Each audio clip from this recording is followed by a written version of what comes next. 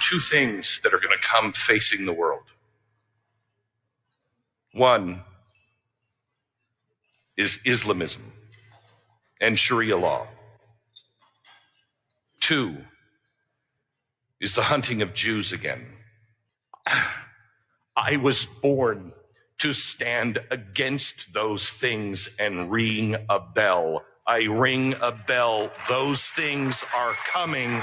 They are coming beyond your imagination, and you must do everything you can to fortify yourself so you can stand and stand counted on his side. On his side. Let me show you some things in history that the world just blew by. Want to get it off your chest? You're in the right place. They accuse this show of being run by boobs. Well, let me tell you about us boobs. We're real and we're spectacular. Want politics and fun sprinkled with a lot of laughs? Heard in every state in the Union and 1,000 cities around the world. We just finished 17 years of broadcast excellence. Now in our 18th year. The Dave Weinbaum Show is streaming live all over the world.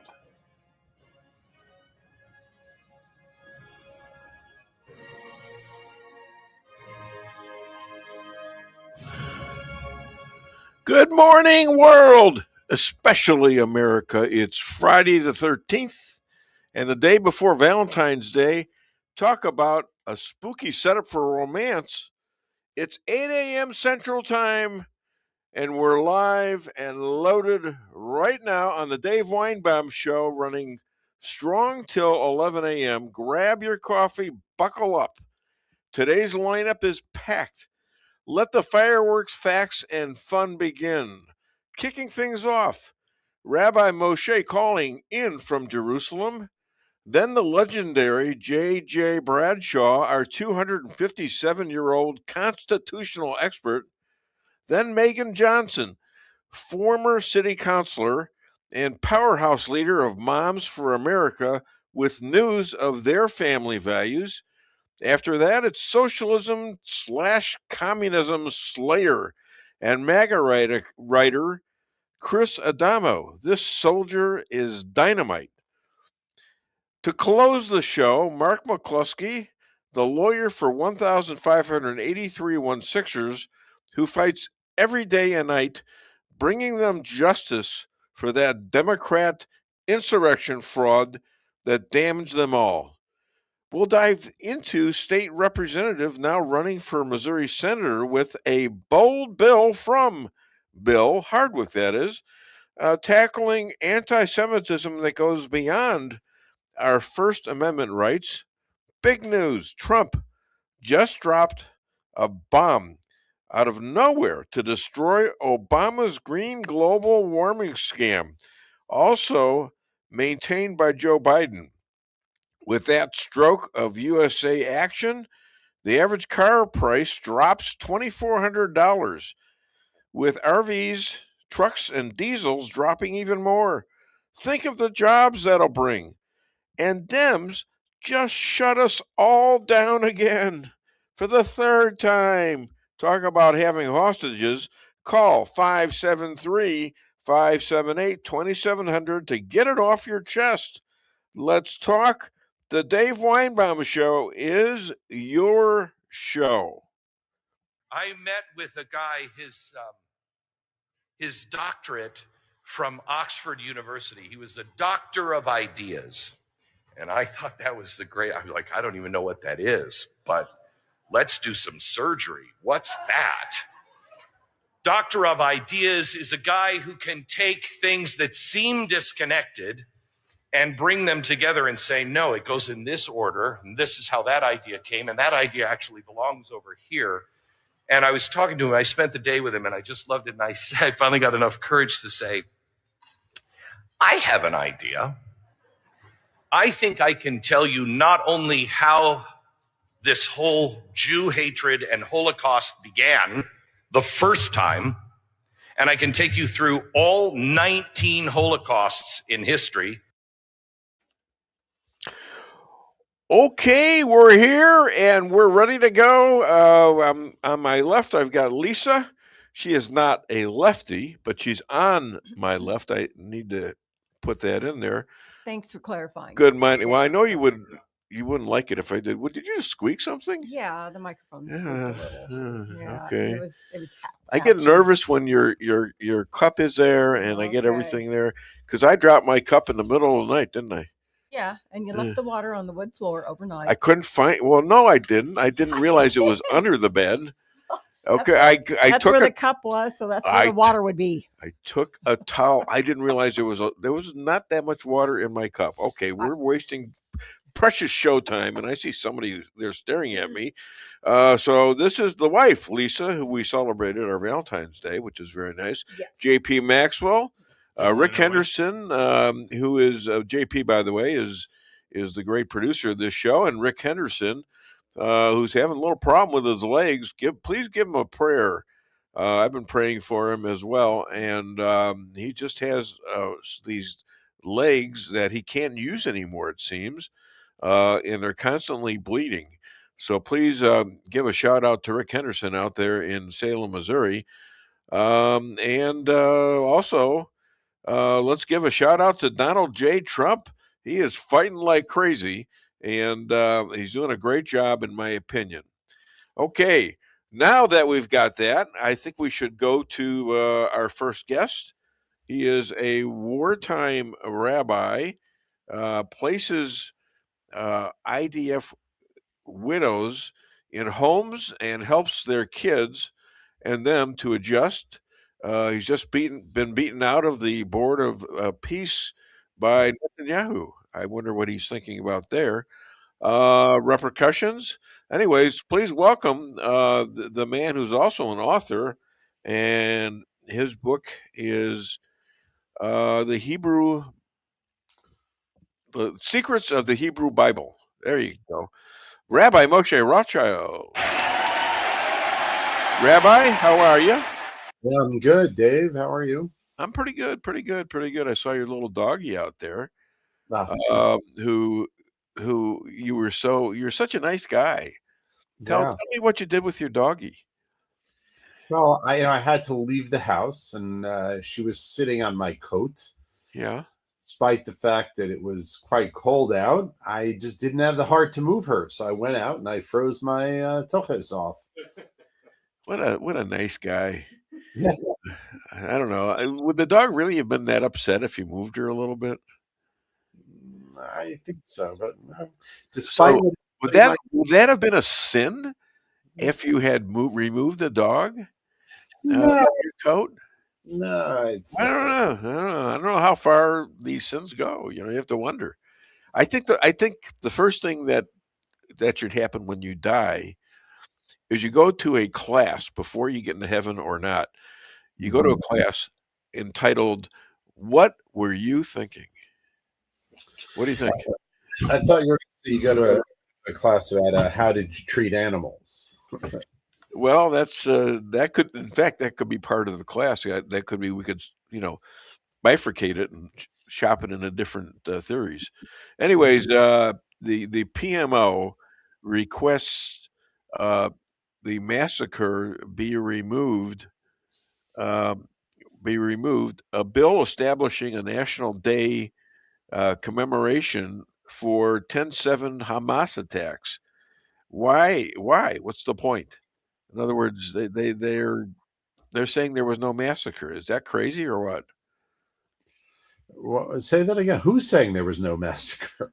PMO. Who's PMO?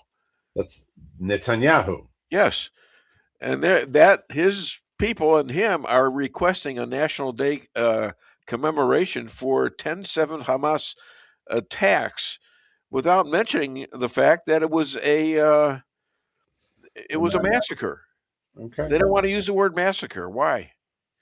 Well, first of all, I think this government is opposed to a national inquiry, an independent inquiry into what happened. And I think it could be related to that.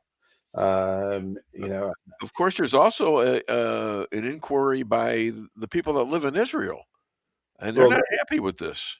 yeah, that's what I'm talking about. And I think, you know, as much as I do like Netanyahu, I think he's wrong here. There needs to be an independent national inquiry into what happened. And I think calling it what it was, there's nothing wrong with that. So, Well, it takes him a while. He's really a peacenik, in my opinion, and sometimes I think he goes overboard to the other side of that equation. And you're better off being cautious about what you're dealing with than being an outright peacenik, because you encourage bad behavior from the other side. That's my opinion. I think if you were here initially, first person to call Netanyahu a peacenik. I think it is. Yeah, He was trying to avoid a war. Well, there's a difference between trying to avoid a war and being a peacenik. You know, he's never been accused of that. That's really, you know, the left wing would wish he'd be more of that. So maybe you're a left winger, Dave. And that makes me a far right winger. I'm saying you call a spade a spade. These Yeah. people are trying to kill you, and you're trying to kiss up with treaties that don't work every year for like 17, 18 years, and then you get surprised by no. That's what I'm objecting to. Right. And when you don't call 10/7 a massacre, and you've got 1,300 fellow Jews dead and Americans thrown in there too, that's equivalent to 40,000 people killed in America in one day. Right. I mean, I don't want to, you know, accuse Netanyahu of this, but a lot of people accuse him of playing politics in order to stay in office. And, you know, it's a pretty heinous accusation that people will say he'll say anything in order to remain, you know, prime minister. And, you know, it seems that he's doing everything to avoid taking responsibility for October 7th. And Well, and I see that. I understand that. But every single person, even in his party that had a position of power on October 7th, has resigned the government. He's the only one who hasn't. yeah. And, you know, I'm not calling for him to resign, but I do think there should be an independent inquiry, not a government inquiry. There's a big difference between the two. To have a government inquiry, it doesn't give them free rein to say and to do as they choose. So we'll see. It's still playing out here in Israel. Who's going to do that? Well, after the UN? No. I don't mean who? After Go ahead. After the Yom Kippur War, there was an independent inquiry. It doesn't mean outside of Israel. It means that they had this guy, his name was Neventhal, and there were two others that led the inquiry, and they were people that were very respected here in Israel. People liked them. They weren't left wing. They weren't right wing. They were people that were liked. And what they need to do is to establish an independent inquiry. You know, like they had Eric Starr and what was his name? Adam Starr, right, in America. When you had it, you know, you need a panel set up that are not politicians. And Ken Starr. Sorry, okay. Adam Starr is a friend of mine from high school. I mixed them up. You need independent people that are not part of the government to have powers to look into things. But that is what the government doesn't want. They don't want an independent, group looking into it. They seem to be afraid of that, which I'm not sure why. But Netanyahu doesn't want that. He wants an inquiry, but he wants it to be his people. So what good is that going to be? Nobody wants that. Well, that's where I come across the word massacre and him. I didn't realize it was him that was pushing that. Yeah. But I guess it is. It's his office, Prime Minister office, right? PMO. Correct. Yeah. Okay. Well, all right. 90 Israelis are in favor of an independent inquiry, meaning not the left, not the right, find a committee of people here in Israel that are independent of the government. Well, you got elections coming up. Is there a good shot at him getting replaced? You never know. Netanyahu is he's like a magician when it comes to the political system here, and we'll see. Never count him out, even though sometimes the polls do. But look, he's our longest-serving prime minister, so we'll see. Well, many of Israel's closest friends in Europe, which means they have very few, if any, have declined to be on the board of peace. Why? Well, first, they probably don't want to spend the money. But I think a lot of them also don't like Trump. Trump did something good for himself in that he made himself the head of the Board of Peace forever, meaning that even when he's not president of the United States, he'll be the head of the Board of Peace. Well, he's got to do something that is, he's got to earn a living somehow. Yeah, right. He needs the money. There are a lot of reasons why countries don't want to join. They don't like Netanyahu. They don't like Trump, or they don't like the other countries or the Arab countries that are part of it. Everyone's got their reason. Well, let's another subject. The stock market is going crazy, up, down, and they don't seem to have a handle on it. But one thing came out of that was a high-tech company in Israel was doing hugely well, and it's moving up like amazing stuff. I hear the technology sector in Israel is becoming worldwide famous. Is that true? Yeah, that's been true for a while. We're called, the startup nation, and that's for good reason. Yeah. That's been true for a long time. Israel's greatest export is its brain power, and we don't have the natural resources. But when it comes to technology, we're second to none. It's a little disparaging to say that when I'm sitting here doing this interview, my producer is flashing pictures of me to my wife. She could look over here. No, I don't understand. We have a concern that the show isn't on X, and I had to check. It's not on X? I'm able to find it. It is on his device, but I've checked 2 of these. I told you to pay the bill. All I see are your posts, your many posts with your with your GIS. Okay, it's his valuable time with the rabbi. Trump meets with Prime Minister Netanyahu. Apparently, he's those guys get along very well. But this was mainly about Iran, I guess. We weren't in the meeting, but he's back and forth. He's commuting back and forth from Israel to the White House. He's coming again this week. They announced another week. Yeah. Why is he going back? Why doesn't he just take up? I'll tell you why.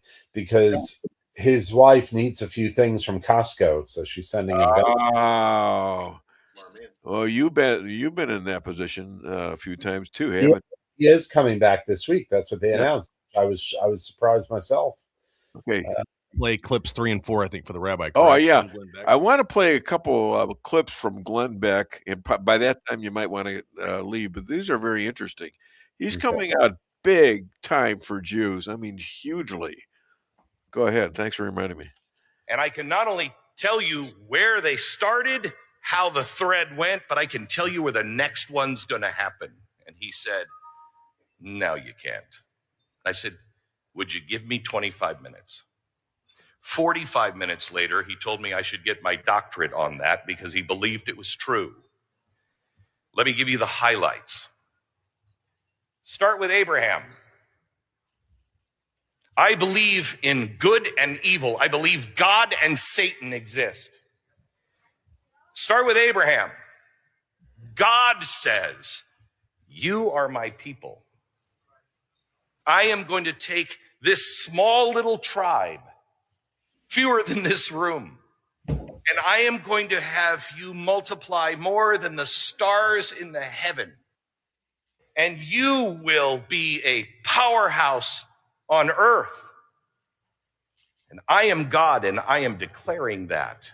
I am choosing you.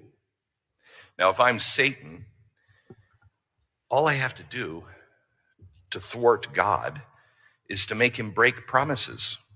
God cannot break his promise. God must be true in all things that he says.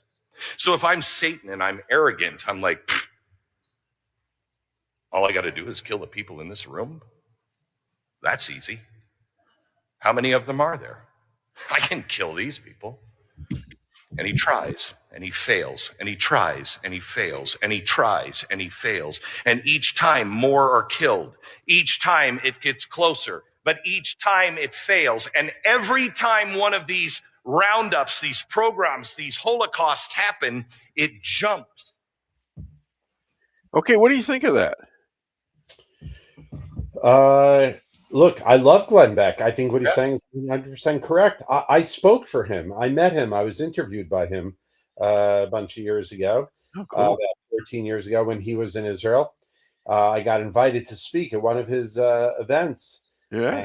And, I've always been a big fan of his. I think he has a lot of clarity. And I think what he's saying is true. It's accurate.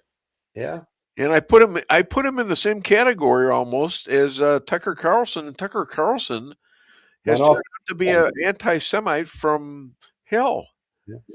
I don't know if you saw, though, this week there was a clip with Tucker Carlson interviewing a priest here in Israel and or from Israel, and the priest was not giving Tucker the answers he wanted. Yeah. So Tucker was upset. He got clobbered. Like he kept trying to manipulate the guy, and the guy was not having it. It's a clip. It was really good.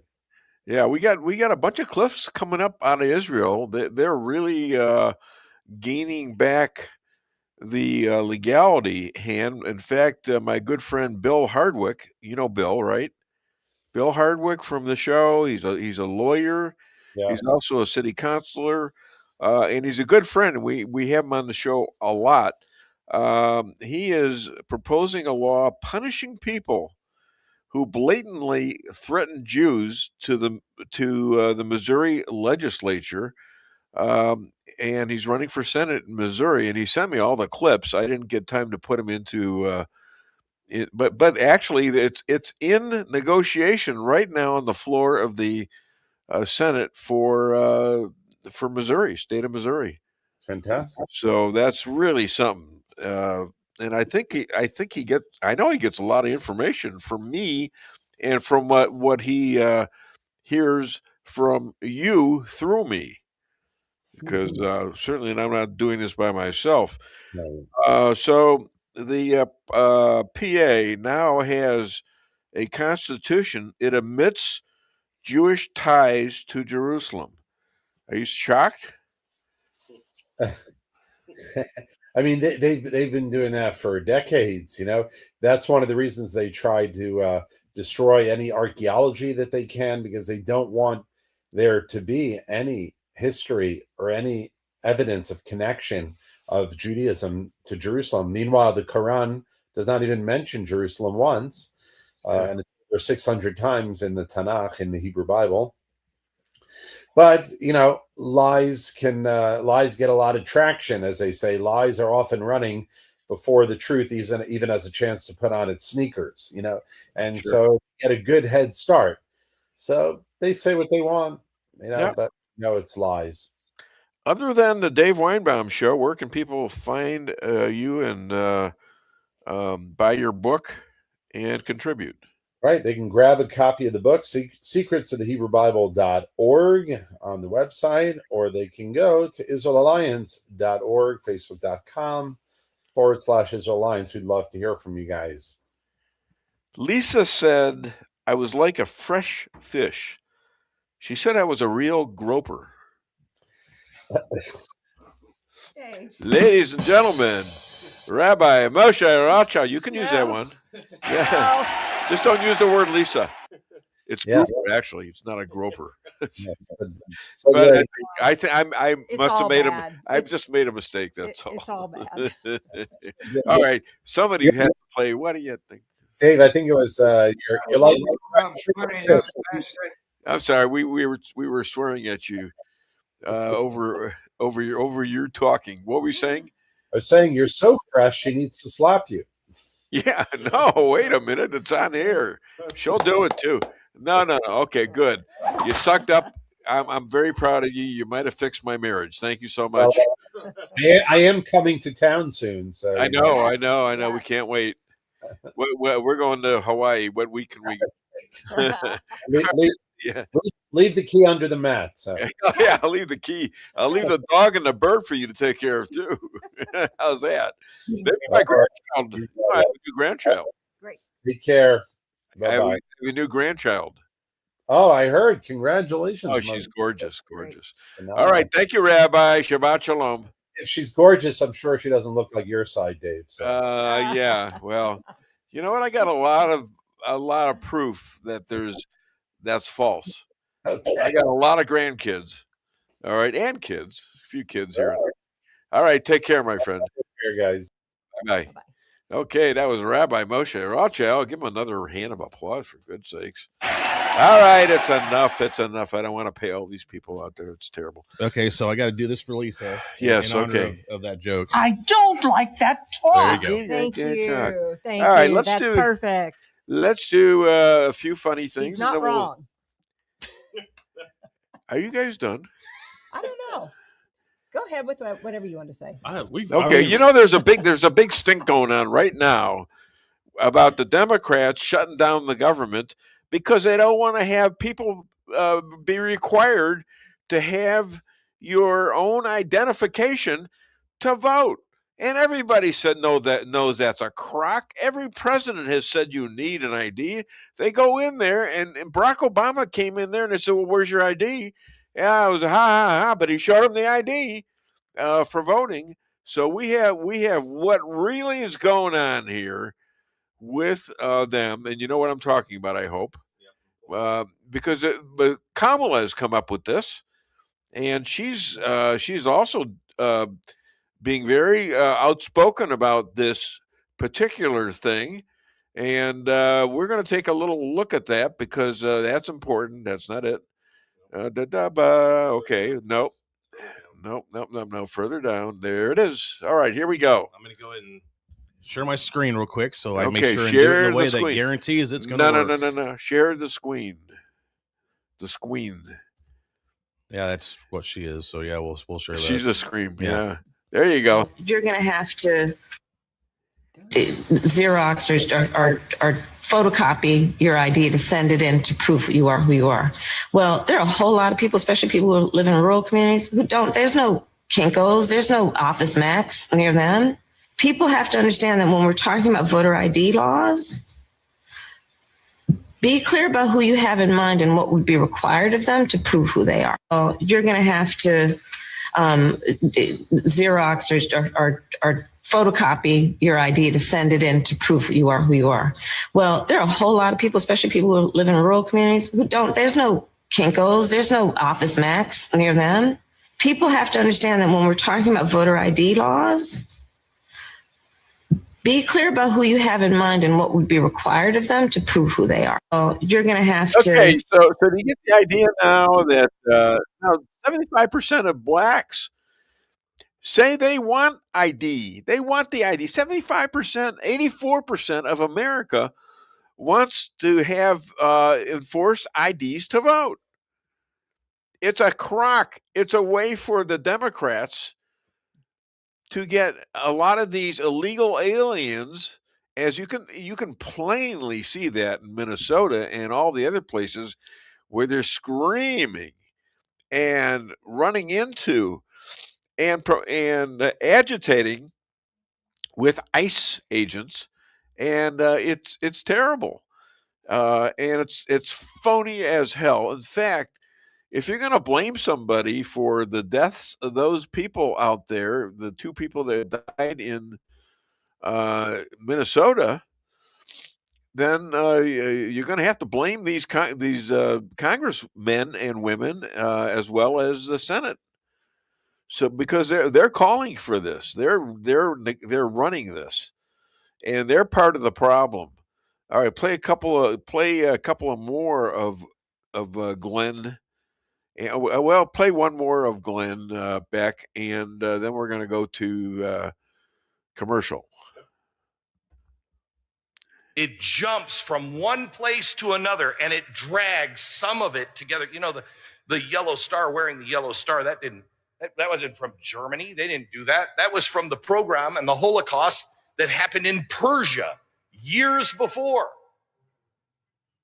All of these things were gathered one after another, and they're dragged along, and Satan goes back into hiding and withdraws after the failure, and then he comes back and he repackages. Do you know who made the Nazi uniform? Hugo Boss. Check your labels, gentlemen. Hugo Boss made the snappy black uniform. Why did they go to Hugo Boss? Because they wanted it to look. Satan doesn't come scary. He comes dressed in Hugo Boss. Yeah, we're going to go to commercial right now. Thank you. Honey, what are you doing? What does it look like I'm doing? It looks like you're filling up a swimming pool. Yep, I'm filling up a swimming pool. In our living room? How else am I going to watch the game and stay cool? If your AC is on the fritz, call Hartley's Climate Control. Hartley's is the area's best in HVAC repairs, installs, and maintenance. Knowledgeable, honest, and dependable. Serving Rolla and the surrounding areas for commercial or residential needs. Hartley's Climate Control. Community born, community raised, community serving. Call Hartley's Climate Control today at 573-368-3163.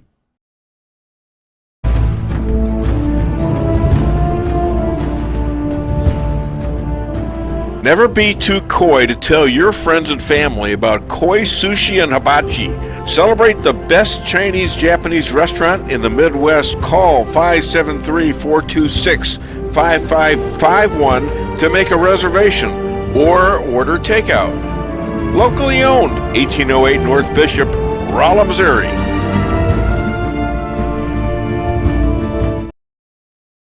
We can sum up McDonald's new crispy chicken sandwich in one word. Crispy, but also juicy and tender. Okay, it's crispy, juicy, tender, all one word. But then, also pickle. Oh, and potato bun, which is two words. Okay, we can't sum up our new crispy chicken sandwich in one word, so you'll just have to try it to understand it. Order ahead on the McDonald's app at participating McDonald's. Ba-da-ba-ba-ba.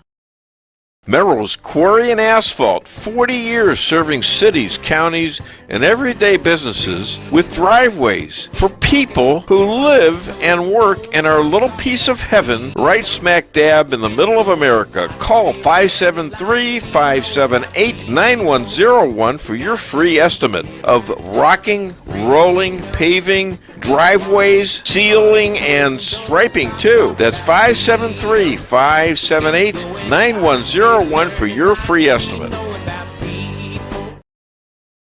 Your home is your castle. You don't need unwanted hassle.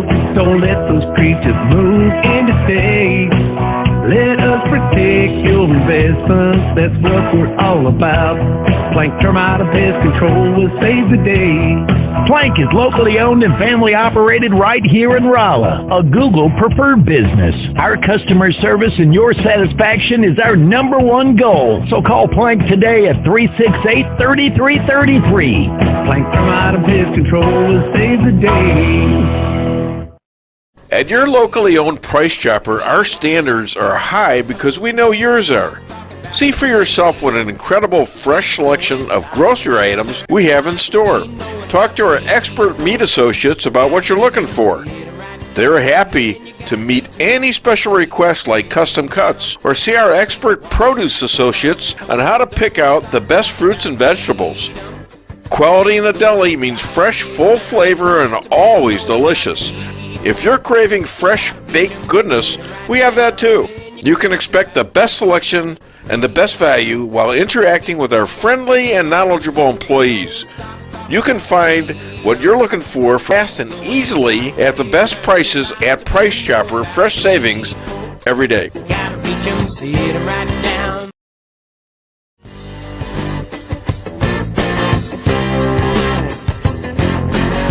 Insurance going up like crazy? Daniel and Henry Insurance is one of the largest private insurance companies in the world. Richard Boyette, 314-444-5011. He's my guy at Daniel and Henry for 10 years. Business or personal, call Richard at 314-444-5011. He's the best. Hey, Weinbaum fans. PRC of Rolla's annual Banquet for Life is coming up on March 5th. Join us for an amazing meal and an unforgettable evening as the pro-life faithful come together for the cause of life. Go to supportmyprc.com and click on the banquet link to register. Thanks to our corporate sponsors, your cost to attend this event is covered, but you'll be asked to make a donation at the end of the event. Go to supportmyprc.com to register or call 573-368-5700. Maybe it's for a kitchen you've always wanted. Maybe it's just to have a little extra room. Whatever the reason you're considering a new home loan, it's good to know that Town & Country Bank will guide you in the right direction. Our experienced local lenders are here to help you with a new home construction, remodeling projects, and fixed and adjustable rate home loans. You can even start the process online by clicking Online Mortgage Center at tcbanks.com. Smart, friendly solutions. Town & Country Bank. Member FDIC, Equal Housing Lender. I like the fact that State Secret showed up on Anthony Weiner's laptop right between his porno pictures. Oh, great. Here's something, Chris Adamo. Black on black crime is ignored if the victim is a conservative. Yeah. Okay, you got that. He's coming on next.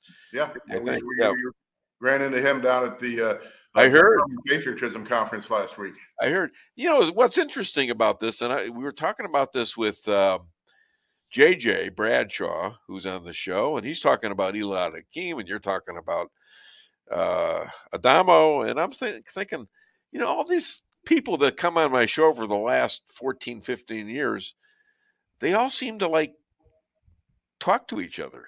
Well, that's because you're the center of the universe. Damn conspiracy is what it is. You're trying to get rid of me. No, you're just the center of the universe. We're all bound by gravity to rotate around you. Oh God, I'm gonna save that one. I'll put that in the clip. That won't be the last time you hear that on this show. I can promise. Especially my wife. She'll laugh. You're a what? Yeah.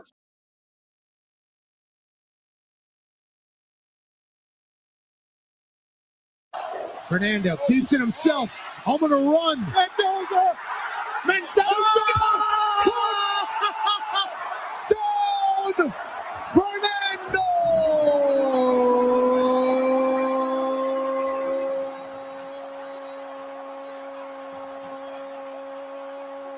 Mendoza! Way outside. Fernando keeps it himself. I'm going to run. Mendoza! Down!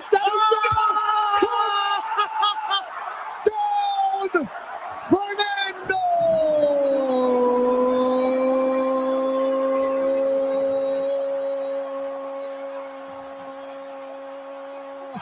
Mendoza!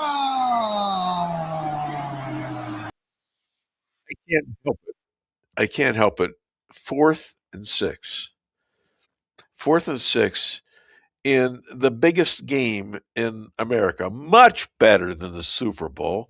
Much better, much more conservative, and a better halftime show. I'll say that too. And what does Mendoza earn?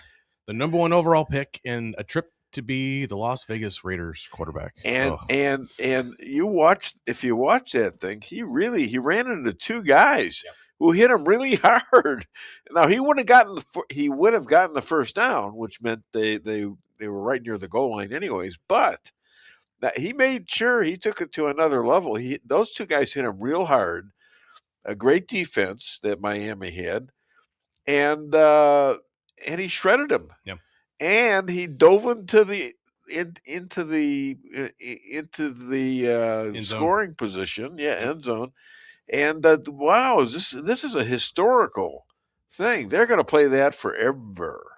And the key is at that point, it was a close game. I mean, it was a field goal game. Yeah. So if somehow let's say he gets the first down but doesn't score and they kick a field goal, the end of the game may completely change. So it was a huge touchdown run for sure. Yeah, and we got a guy looking at us right now, and he's going to be on the show right now. That is, he is an expert on the Constitution.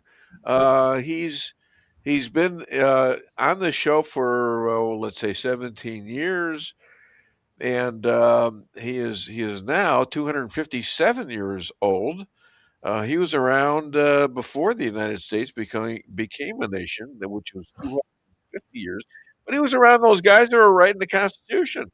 So I hang out with him, in Ye Old Tavern, and you pick up pioneer women. And here he is now, and he looks pretty good for a 257-year-old. Somebody pointed that out the other day. Please welcome all the way from Rolla, Missouri, JJ Bradshaw. Hello, Dave. JJ, how are you? I couldn't be better. This week has been, it's flown by. There is so much stuff headed right into our faces. We're heading at you because there's Valentine's Day tomorrow. Oh, yes, I'm prepared. Take care of that? I am prepared. The love of my life will be showered with love tomorrow. You're going to shower before that happens, will you? Well, I might bathe, yeah. Okay. There are a couple of things that stood out this week. Yes. Government shutdown, for one. The Democrats, I'm afraid they're on the wrong side of the argument each and every time. And they want to shut down over DHS, Homeland Security. They want things to change. In essence, to dilute Homeland Security where it is a non-entity anymore.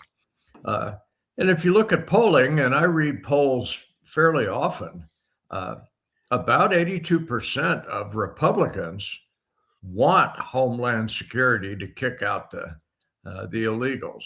Yeah. And about 62% of the Democrats. Now, why is it that the Democrat leadership is so adamant about not kicking these folks out?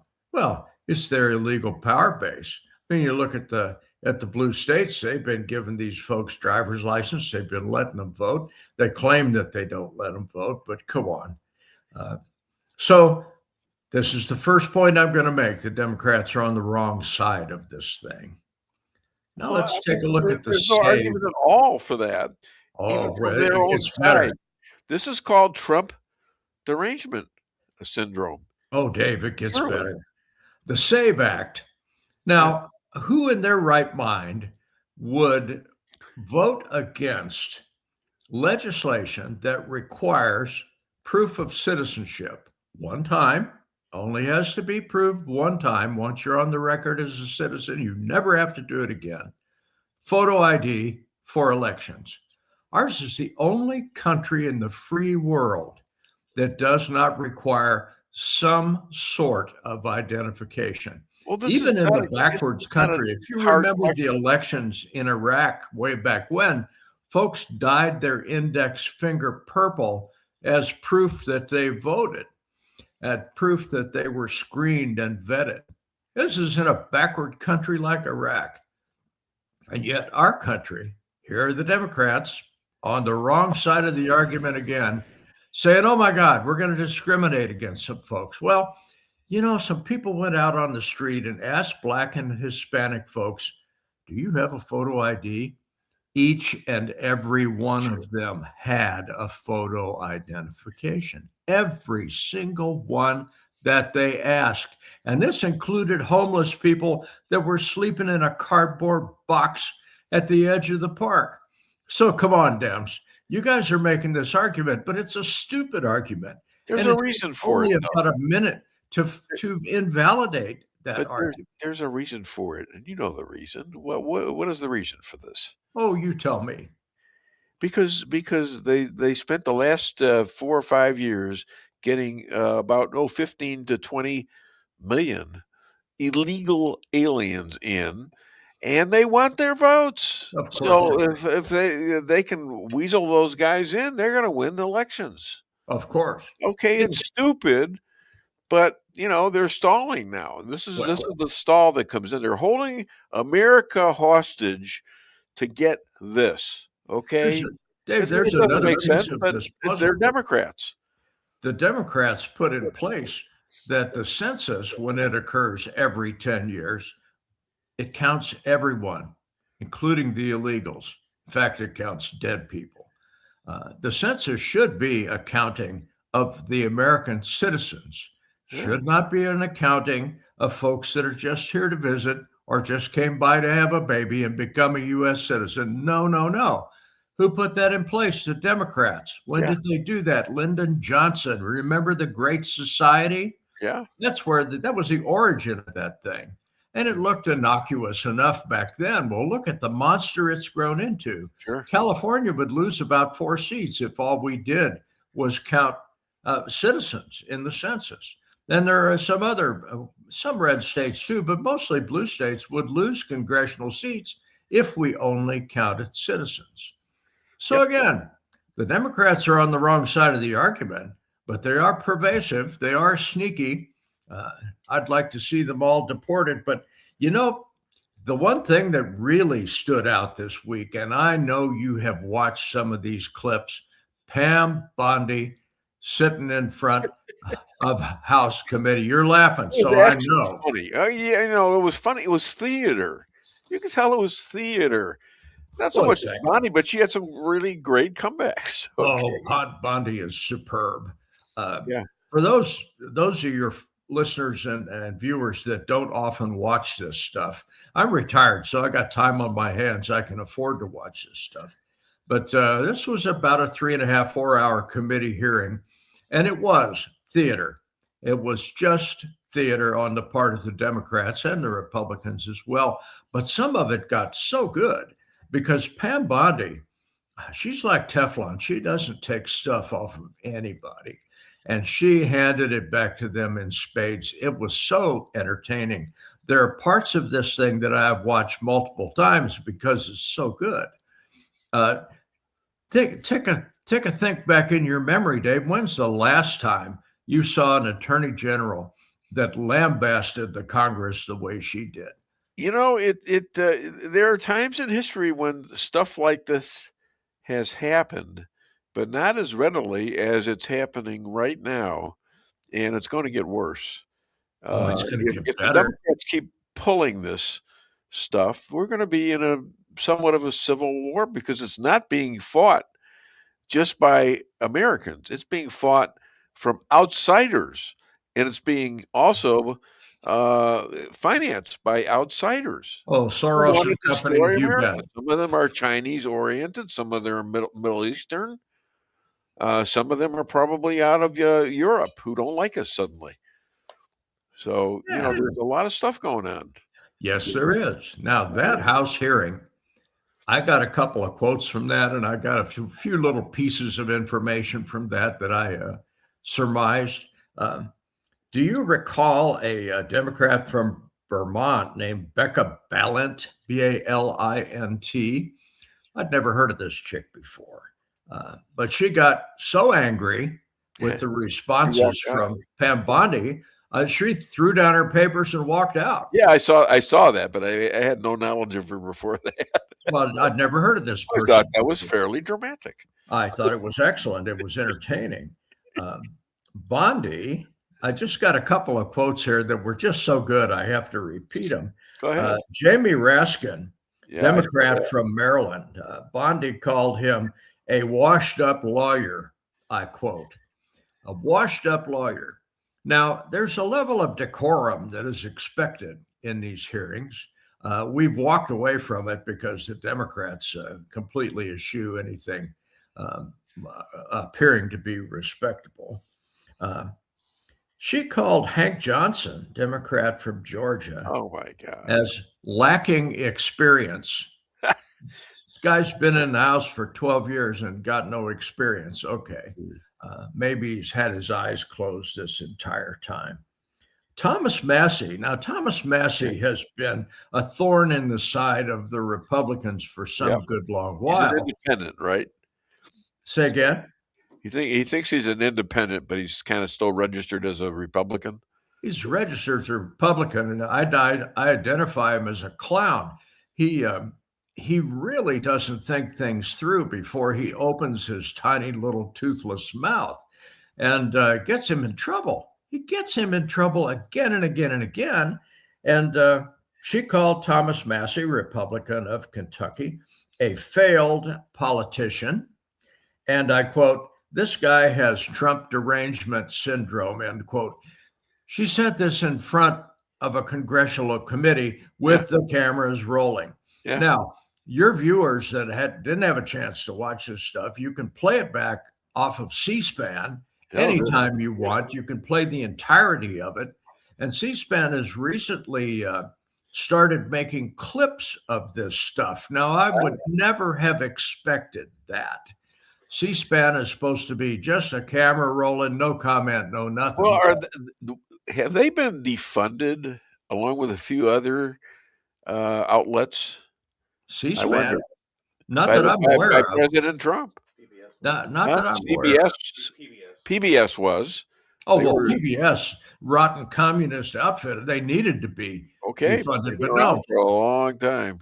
If you look at the origins of C-SPAN, this is absolutely nonpartisan. They just roll the cameras and record the stuff. I've used them before. Yeah, I view C-SPAN fairly often now that they've got it set up in a podcast and you can search it. It's really not too bad. So for your viewers that haven't had the opportunity to see Pam Bondi in action, this girl really spanked them. I loved it. I just loved it. Yeah. Oh, by the way, Pramila Jayapal. Yeah, I know she is. Remember this fairly homely, nasty young lady? And another total nut. Has been removed from the Oversight Committee. Oh, really? The chairman removed her right after her outburst. And there is a movement to do something to her. I forget exactly what it was now. But send her back to her own planet. The chair said, you're really not adding anything to this conversation, so it's time for you to leave. I'm sure she's going to object to that, and we'll hear some stink come out of that at some point. Of course. We mentioned outlets, and I mentioned, of course, C-SPAN. Yeah. Let's talk about CNN for a minute. Yeah. Now, CNN has been in decline for a good long while. They have become the mouthpiece of the Democrat Party, and they don't even try to hide it anymore. So I was reading some statistics the other day, and I found one that was really pretty good. In 2016, C-SPAN had an average of 1.3 million viewers, averaged over a single day. Is this C-SPAN or is it CNN? Oh, CNN. I'm so sorry. Okay. CNN. I got hooked up on C-SPAN because they've gotten so good, and CNN has gotten so bad. So in 2016, 1.3 million average viewers in a given day for CNN. Now this is post Ted Turner. Okay, this is after they were sold. That has just been checked once again 2 weeks ago. Yeah. And now they have 553,000 viewers on average per day. That's about a third. They're dying. Slightly over a third. They're dying. Yeah, they're dying. And why are they dying? Fired. Because people don't believe what they've been saying for years and years. Absolutely. More and more of them are getting jiggy with the lies. All you have to do is watch C-SPAN. Just pick CNN. Pick any random time during the day. Any random day during the week. You're going to be the top witness. So you're going to say, "Oh, I made a mistake." Because they're going to come after me. I know they will. Well, of course they will. You own the show. I'm just some guy that wanders in every now and then. They're not going to beat me up. They're going to come for you. Oh yeah. So CNN, pick any day, pick any time, and tune in for 15 minutes of CNN, and you will see why their viewership is in the toilet, because it is so left slanted. And those of us who actually dig out the facts, see what's on CNN, and it's just papered over. It is propaganda from the Democrats, and it's far left propaganda. This isn't even subtle stuff. So why are they going down the toilet? Because they produce garbage. Let's look at the other side of that coin. Fox News. Let's pick Gutfeld's show for a change because he is wildly popular. Pick any day that Gutfeld is on. Pick any time that Gutfeld is on and watch 15 minutes of it. What are you going to see? You're going to see the facts, for starters. You're going to see some serious sarcasm because this is a very sarcastic show. And they make fun of the people that are idiots. Who are the idiots? Well, the Democrats. So it's a very entertaining thing for a right-wing guy like me. So there's the yin and the yang of it. If you take a look at CNN, which is just going down the toilet, and you look at Fox News, certain parts of that lead all the networks. Better than ABC, NBC, CBS, they're outrunning them. And this from a network that was really not well known 20 years ago. You remember Fair and Balanced? You remember that was Fox News mantra, news that is fair and balanced. You remember that, Dave? Fair and did you say fair and balanced? Fair and balanced. I don't think they're totally legit either. I don't think they're putting stories on like what happened to the 1-6ers. Why wasn't the MAGA situation? Why aren't they paying attention to the 1,838 people that now are living as citizens who were pardoned by Trump, whose lawyer happens to be somebody who's coming on this show in a couple interviews. But Dave, the point that I was trying to make that you just steamrolled right over is that 20 years ago, Fox News under Rupert Murdoch, their mantra was news that is fair and balanced. And back then, they gave more or less both sides. Now, are they a right-leaning outfit now? Of course they are. They're not as tainted as CNN is, but of course they're right-leaning, which is why they appeal to me. But if you want to get to the facts, they at least allude to the facts. And when they're talking opinion, they tell you it's opinion, not some opinion that's been papered over to look like facts. When I want real news, I hit Breitbart, I hit Newsmax. You and I hit the same sources. They're good. We're looking for confirmation of factual information. Breitbart. The difference between CNN and Fox is day and night. And frankly, CNN I turn off whenever I happen to fall into it because it's pretty disgusting stuff. By the way, the end of the green warming scam is yesterday. That was my next topic. What do you think of that? Obama sold us this bill of goods. You recall the Green New Deal from the wackos on the left.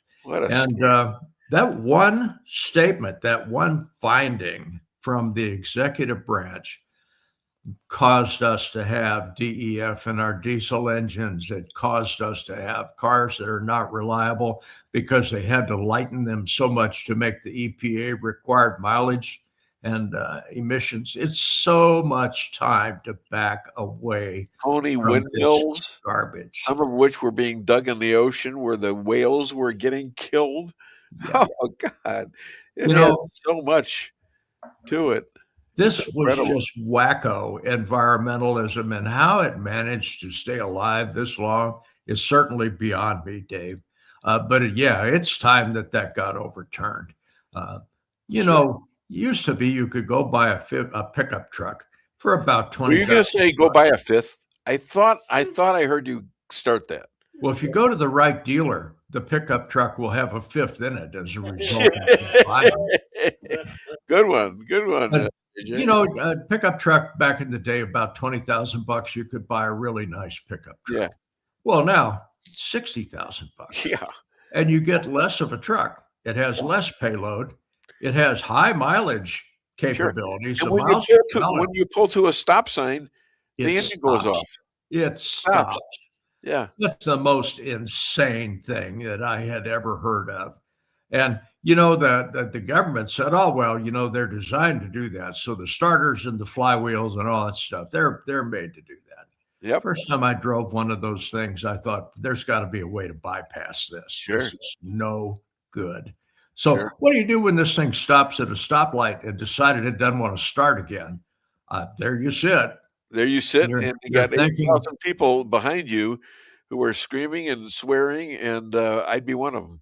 And you're thanking Barack Obama and the crazy lunatics on the left for forcing this upon the dealers didn't want to do this. The manufacturers didn't want to do this. There's tape of him in what was the last election, 2012 for him, and he's going up to the voting thing, and they said, "We need your ID." He says, "Oh yeah," and he pulls out his ID, okay, and says everybody's got to have one of these. How about and that? Now he is saying the opposite. Well, he we have degenerated himself involved in saying stop this legislation. Okay. Look at the base. We have allowed the lunatics to take over the Democrat Party, and they certainly have done that. And all that does is cause a right winger like me to go further right. Well, and it ought to get, it's seemingly getting a lot of maybe people who were loyal Democrats to think a little bit more, and I think they're coming over. They don't want a country where it's run by oligarchs and socialists and communists. They don't foresee that as great. They might not like Trump for whatever reason, but they can see the difference. They're not forget Sharia. Yeah, Sharia.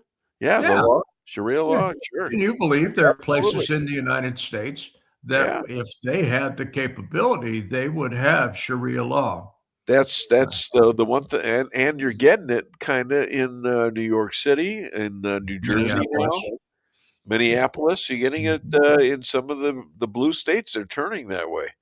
Yeah, it's the Asian version or the African version of the Chinese police stations in New York City. You remember those? CCCP. Well, I'm pretty sure. They kicked them out. So, Dave, we've been invaded. And yes, I know. Will this come to civil war? I certainly hope not. But I think it might. I think there's so many outside hands in this, including China, including the Mideast, and including the Caribbean, including South America. There's so many hands of hatred coming out at us, and they're funding all this stuff. They're funding it, and they're doing it in such ways that they're sort of hiding it, but now we're beginning to figure out who the hell they are. Taking a look at it, I got a warning for them. If this comes to a civil war, when the killing starts, it's mighty hard to stop it. Well, any war is like that, and it would be a shame. But if you push the shove, it's we have a country and we got to defend it. Oh, for those limp-wristed degenerates who would foment a civil war, you're going to end up dead. You're going to wish that you hadn't started this thing. Yeah. Dave, I'd rather they not know that until it happens.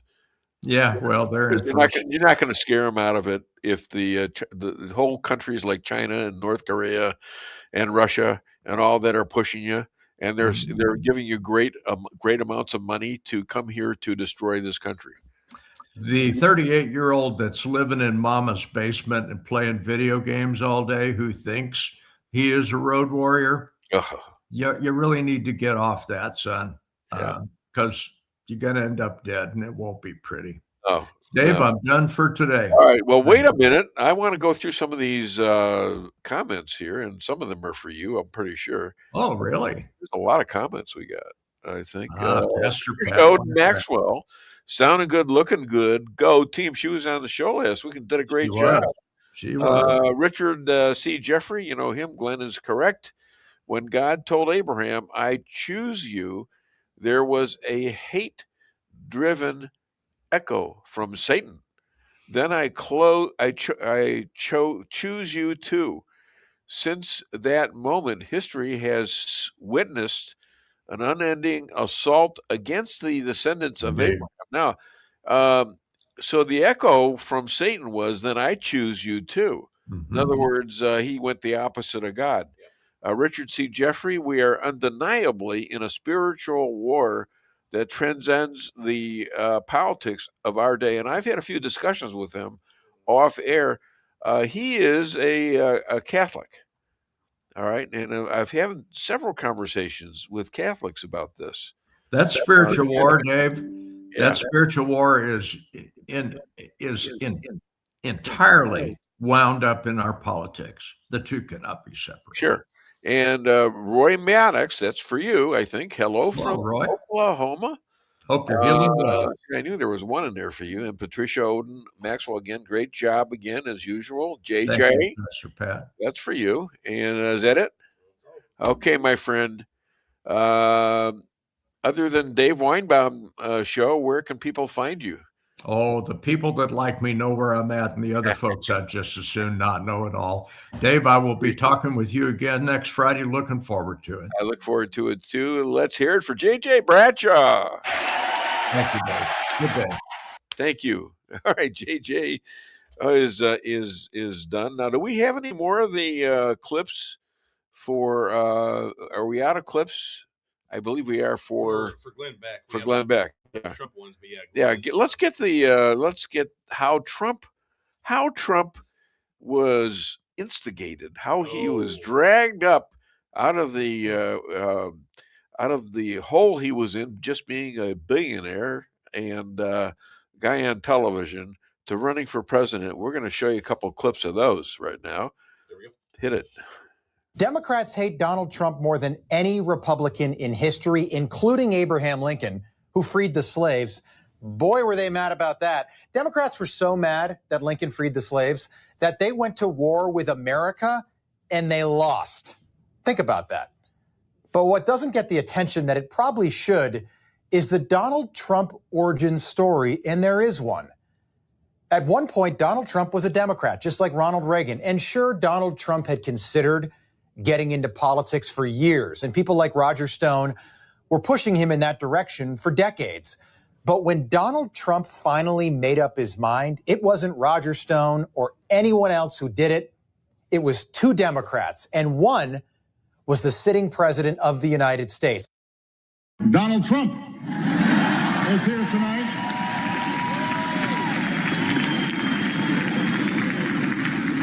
Now, I know that he's taken some flack lately, but no one is happier, no one is prouder to put this birth certificate matter to rest than the Donald. And that's because he can finally get back to focusing on the issues that matter. Like, did we fake the moon landing? What really happened in Roswell? And where are Biggie and Tupac? All kidding aside, obviously we all know about your credentials and breadth of experience. Say what you will about Mr. Trump. He certainly would bring some change to the White House. Let's see what we've got up there.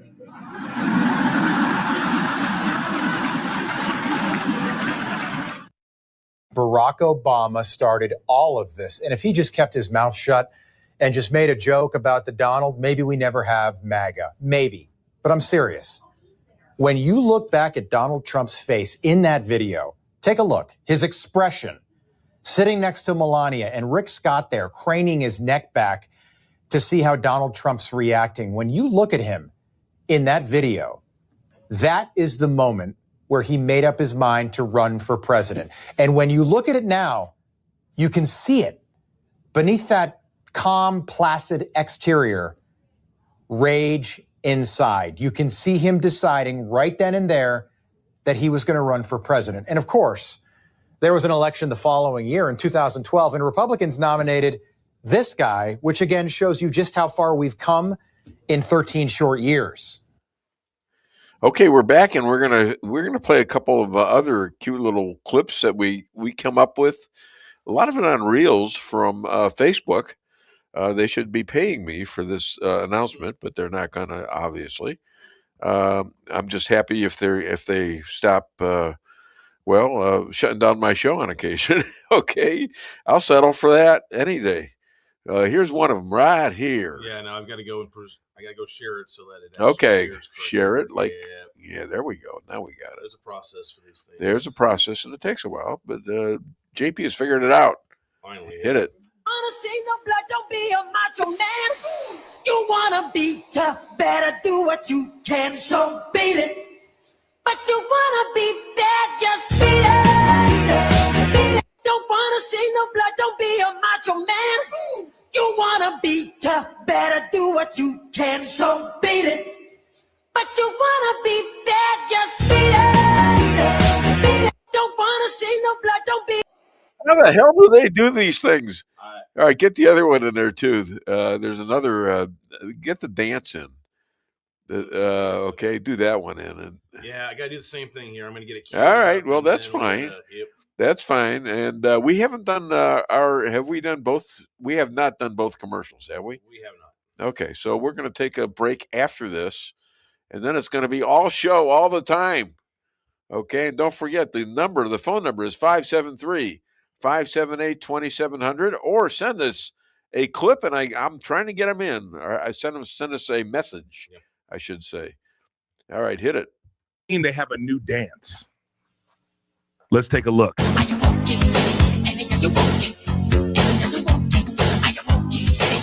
been hit by a smooth criminal. What do you mean they have a new dance? Let's take a look. You've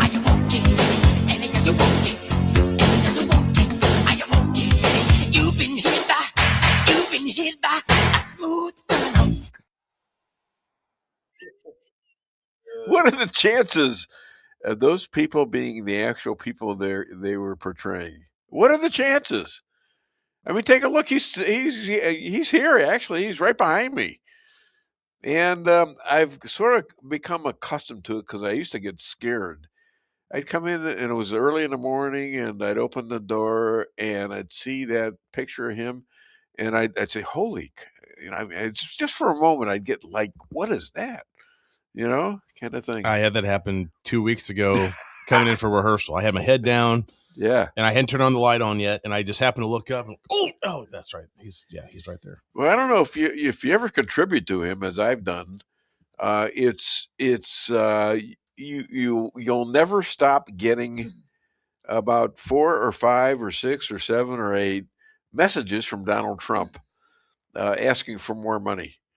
It's incredible what happens, and a lot of people shut it down and all that. I don't shut it down because I think it's going to be one time where he says, "Okay, I'm coming on your show." I could probably put him back in the box, but that probably won't stop any of your texts or outreaches. For what do you mean back in the box? This one? Yeah. No, I kind of like it. I can put him back in the box. But it won't stop the don't text. talk about our president like that. You're going to get first of all, you're going to get the Secret Service out here.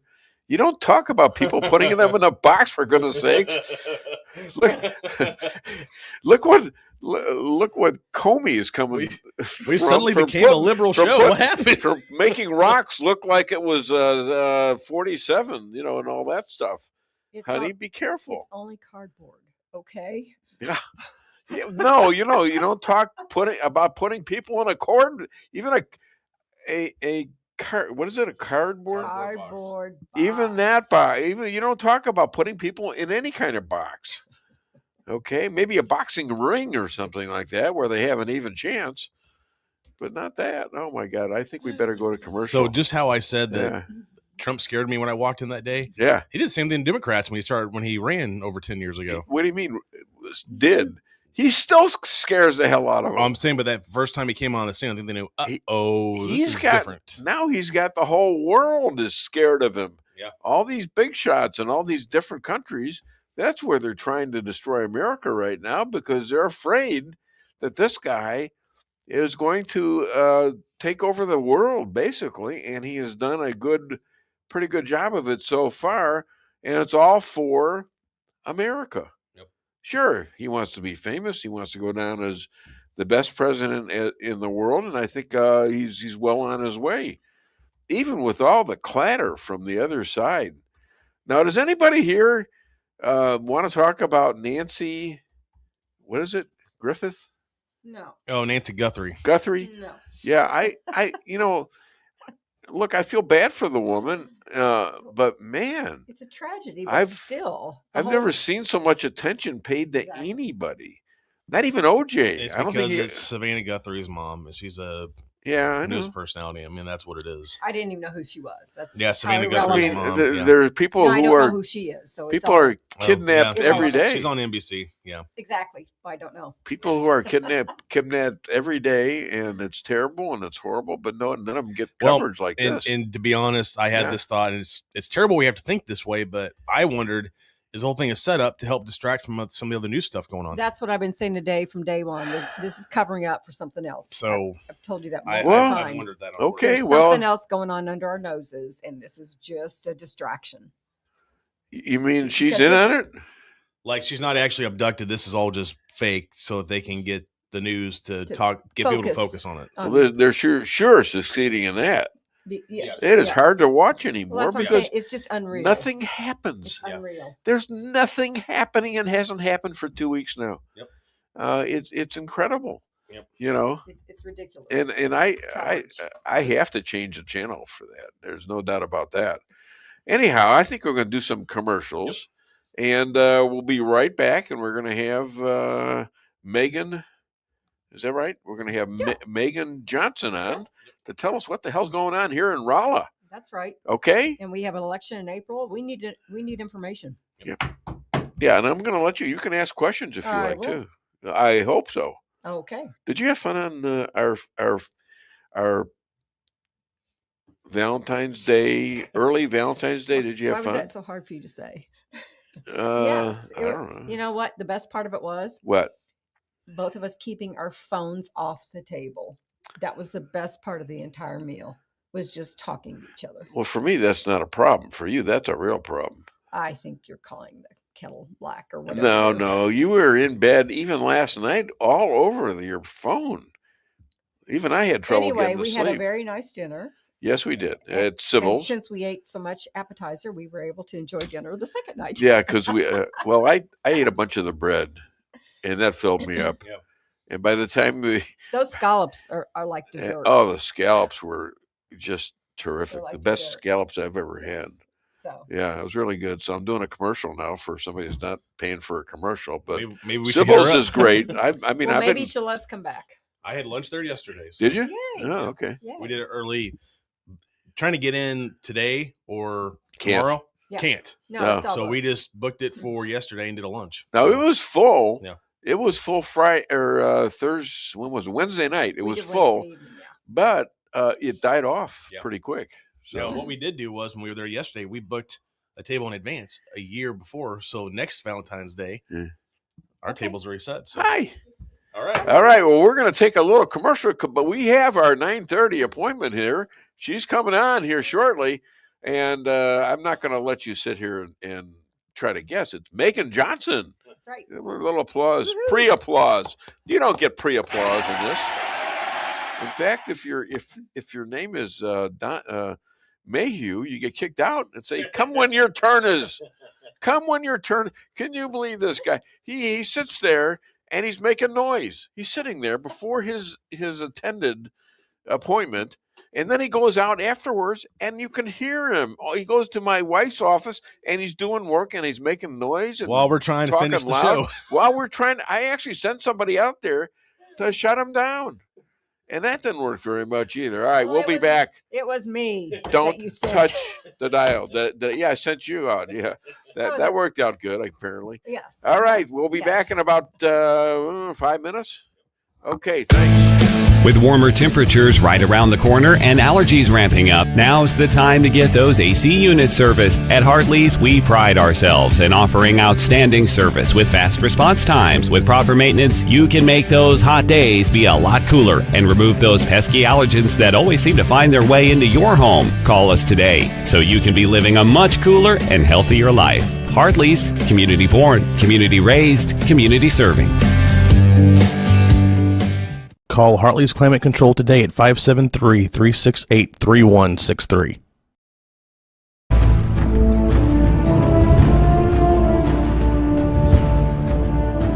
Never be too coy to tell your friends and family about koi sushi and hibachi. Celebrate the best Chinese-Japanese restaurant in the Midwest. Call 573-426-5551 to make a reservation or order takeout. Locally owned, 1808 North Bishop, Rolla, Missouri.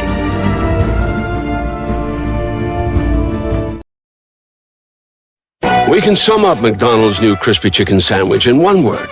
Crispy. But also juicy and tender. Okay, it's crispy, juicy, tender. All one word? But then, also pickle. Oh, and potato bun, which is two words. Okay, we can't sum up our new crispy chicken sandwich in one word, so you'll just have to try it to understand it. Order ahead on the McDonald's app at participating McDonald's. Ba-da-ba-ba-ba. Merrill's Quarry and Asphalt, 40 years serving cities, counties, and everyday businesses with driveways for people who live and work in our little piece of heaven right smack dab in the middle of America. Call 573-578-9101 for your free estimate of rocking, rolling, paving, driveways, sealing, and striping too. That's 573-578-9101 for your free estimate. Your home is your castle, you don't need unwanted hassle.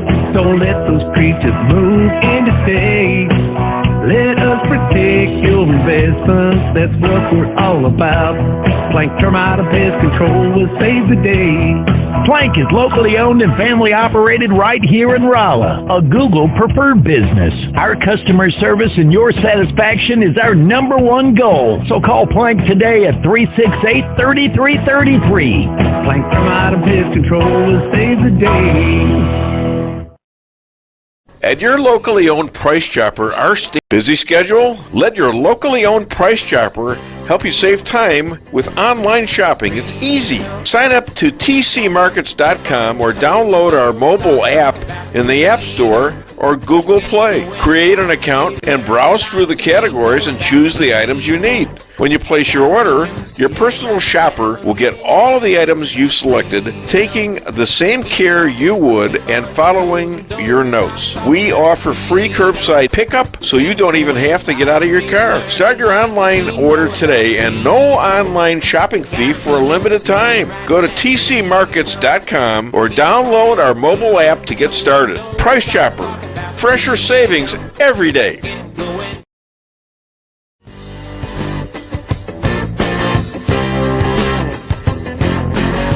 Insurance going up like crazy? Daniel and Henry Insurance is one of the largest private insurance companies in the world. Richard Boyette, 314-444-5011. He's my guy at Daniel and Henry for 10 years. Business or personal, call Richard at 314-444-5011. He's the best. Hey, Weinbaum fans. PRC of Rolla's annual Banquet for Life is coming up on March 5th. Join us for an amazing meal and an unforgettable evening as the pro-life faithful come together for the cause of life. Go to supportmyprc.com and click on the banquet link to register. Thanks to our corporate sponsors, your cost to attend this event is covered, but you'll be asked to make a donation at the end of the event. Go to supportmyprc.com to register or call 573-368-5700. At Town & Country Bank, we are committed to providing exceptional service to our customers. We do more than just provide loans for our community. We help make dreams become reality. Whether it's a new home, farm, business, or a new car, we would love the opportunity to help. Stop by one of our 2 Rolla locations and let our friendly lending team remind you how special hometown banking can be. Smart, friendly solutions. Town & Country Bank. Member FDIC. Equal housing lender.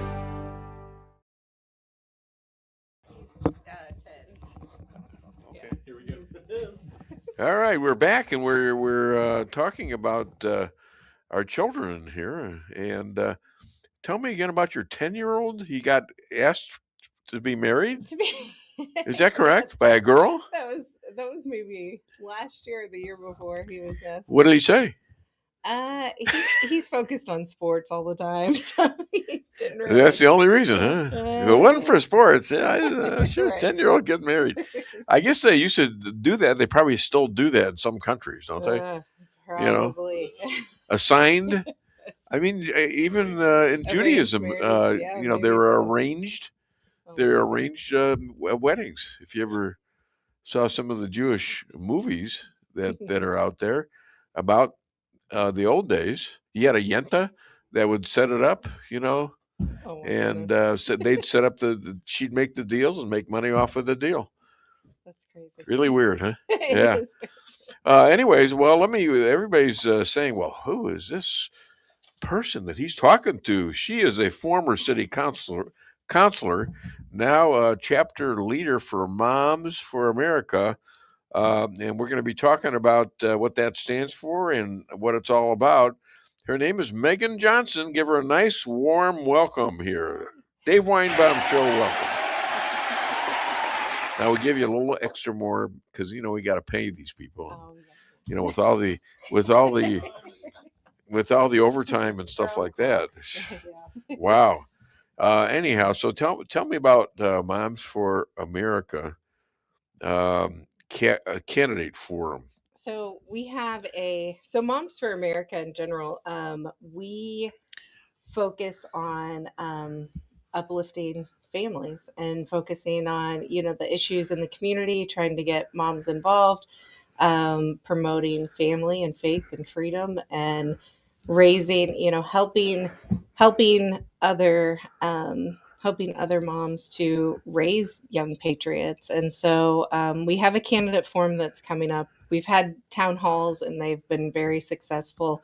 We have around 60-ish people that have came to our town halls, which is really good. Great. I feel that's great. Our candidate forum, I have invited, and it's February 20th at the Old Matt Steakhouse. Yeah. At 5:30, and I have invited 16 candidates from the city council and from school board. And so of those candidates, and I've contacted them more than once just because I think that, it's important for them to be involved. Here's the public wanting to, speak to them, and, they're coming out, the public's coming out for them. Will they come out for the public? They're wanting the public, they're wanting to be the voice for us, for the citizens. So, you would think that they would come and speak. It's like an open house. It is for them, right? I mean, in a way. I mean, we're going to have questions, and then we're going to open it up to the audience to be able to ask questions. Uh-huh. And so I think some people if you're not transparent, or, you might be a little scared of that, but you shouldn't. You should want to interact with the public. Well, if you're a politician, that's what you do. Right. You should want to interact with the public. So anyway, I've contacted 16 candidates, 4 school board candidates, 10 city council candidates, and then the 2 mayor candidates.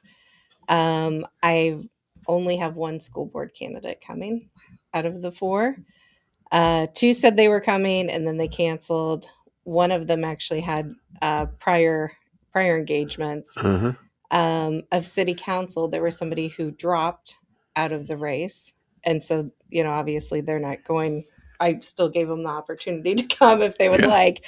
And then 5 had prior engagements, and I have 1 that allegedly is checking with their team, whatever that means. I sent them a follow-up email and no response.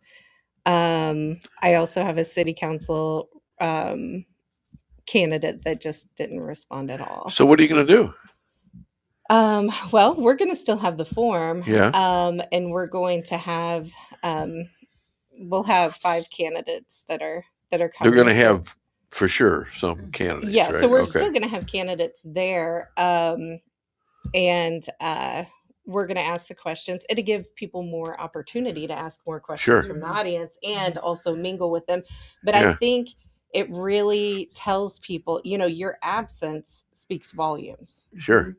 not coming and meeting with people. They are taking time out of their day to come and meet with you, and they want to ask these questions. And so how are they going to feel you will represent them if you can't show up for them? You Sure. want them to show up at the polls for you. You complain about low voter turnout, but then you can't show up for them. I would honestly suggest that you call Mayu and Hardwick and invite them to this and advertise them, because they're both running for the same Senate seat Right. in St. Louis, and they're pretty good at what they do. You know them, Yeah. right? Yeah.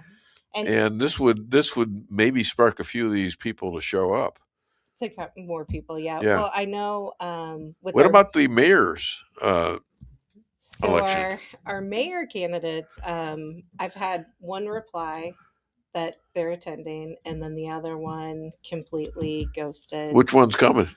Lister's coming. Okay. So Lister's coming, and Kevin, I haven't gotten a response, and so Not even he won't answer not back. even nothing. And so I don't want to chase people Call his down. wife. And so yeah, Tanya, I know her. Like it's gotten to the point I might. She used to play in my house with my daughter. Well, her and I went to school together, so Yeah. I thought about that. And then I worked with her at the first radio job I had. Oh wow. KTTR. Yeah. Yeah. So maybe I'll have to pull wives in and No, put my name in and say Dave Weinbaum says he wants your husband yeah. to come to this thing, Yeah. and just tell her my name is Megan Johnson. I demand it. No, well, don't do that, maybe. And part of that though, it's not surprising to me, because you see where citizens reach out to elected officials all the time Yeah. and they don't respond. Even when I was on council, I would have people reach out to me because they would say, my council person in my ward isn't responding. Can you help me with this? Right. And so I would just do it, because I never looked at it as I have to stay in my lane of Ward 2. I would be like, okay, you have an issue. I should help you. And that was because I looked beyond the title. Right. I looked as I'm your neighbor. I'm your community member. Sure. And I grew up here, so I take a different approach to it.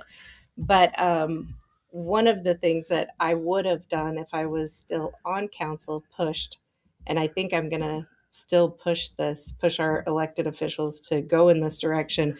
But I think Rolla needs to downsize its city council. And I've said that quite a bit. Okay, why? Well, we have 12 members. So you have 12 members, 6 wards. And we are a third-class city. Well, no other third-class city that I have found in Missouri has 12. So, the old saying, quality over quantity. So in other words, you can compare that to the Supreme Court, that we only have 9, but the Democrats want 25. Right. I mean, judges. And so in comparison, so the population, there is a city council that has 12, and it's Kansas City. Yeah. Kansas City? So yes. And so the population of Kansas City, and they're a charter Just city. a couple more. Yeah. They're a charter city, so completely different from a third class municipality like we are. But Kansas City, their population is 510,000. We are a population of 19,500. Yeah. So we are Kansas City, although, some people on council would like us to lean in the direction of Kansas City, or these clearly, right. Or clearly. Some of the people that are currently running would like to see it, go woke, extreme woke. But so I would like us to do that. What about the school board?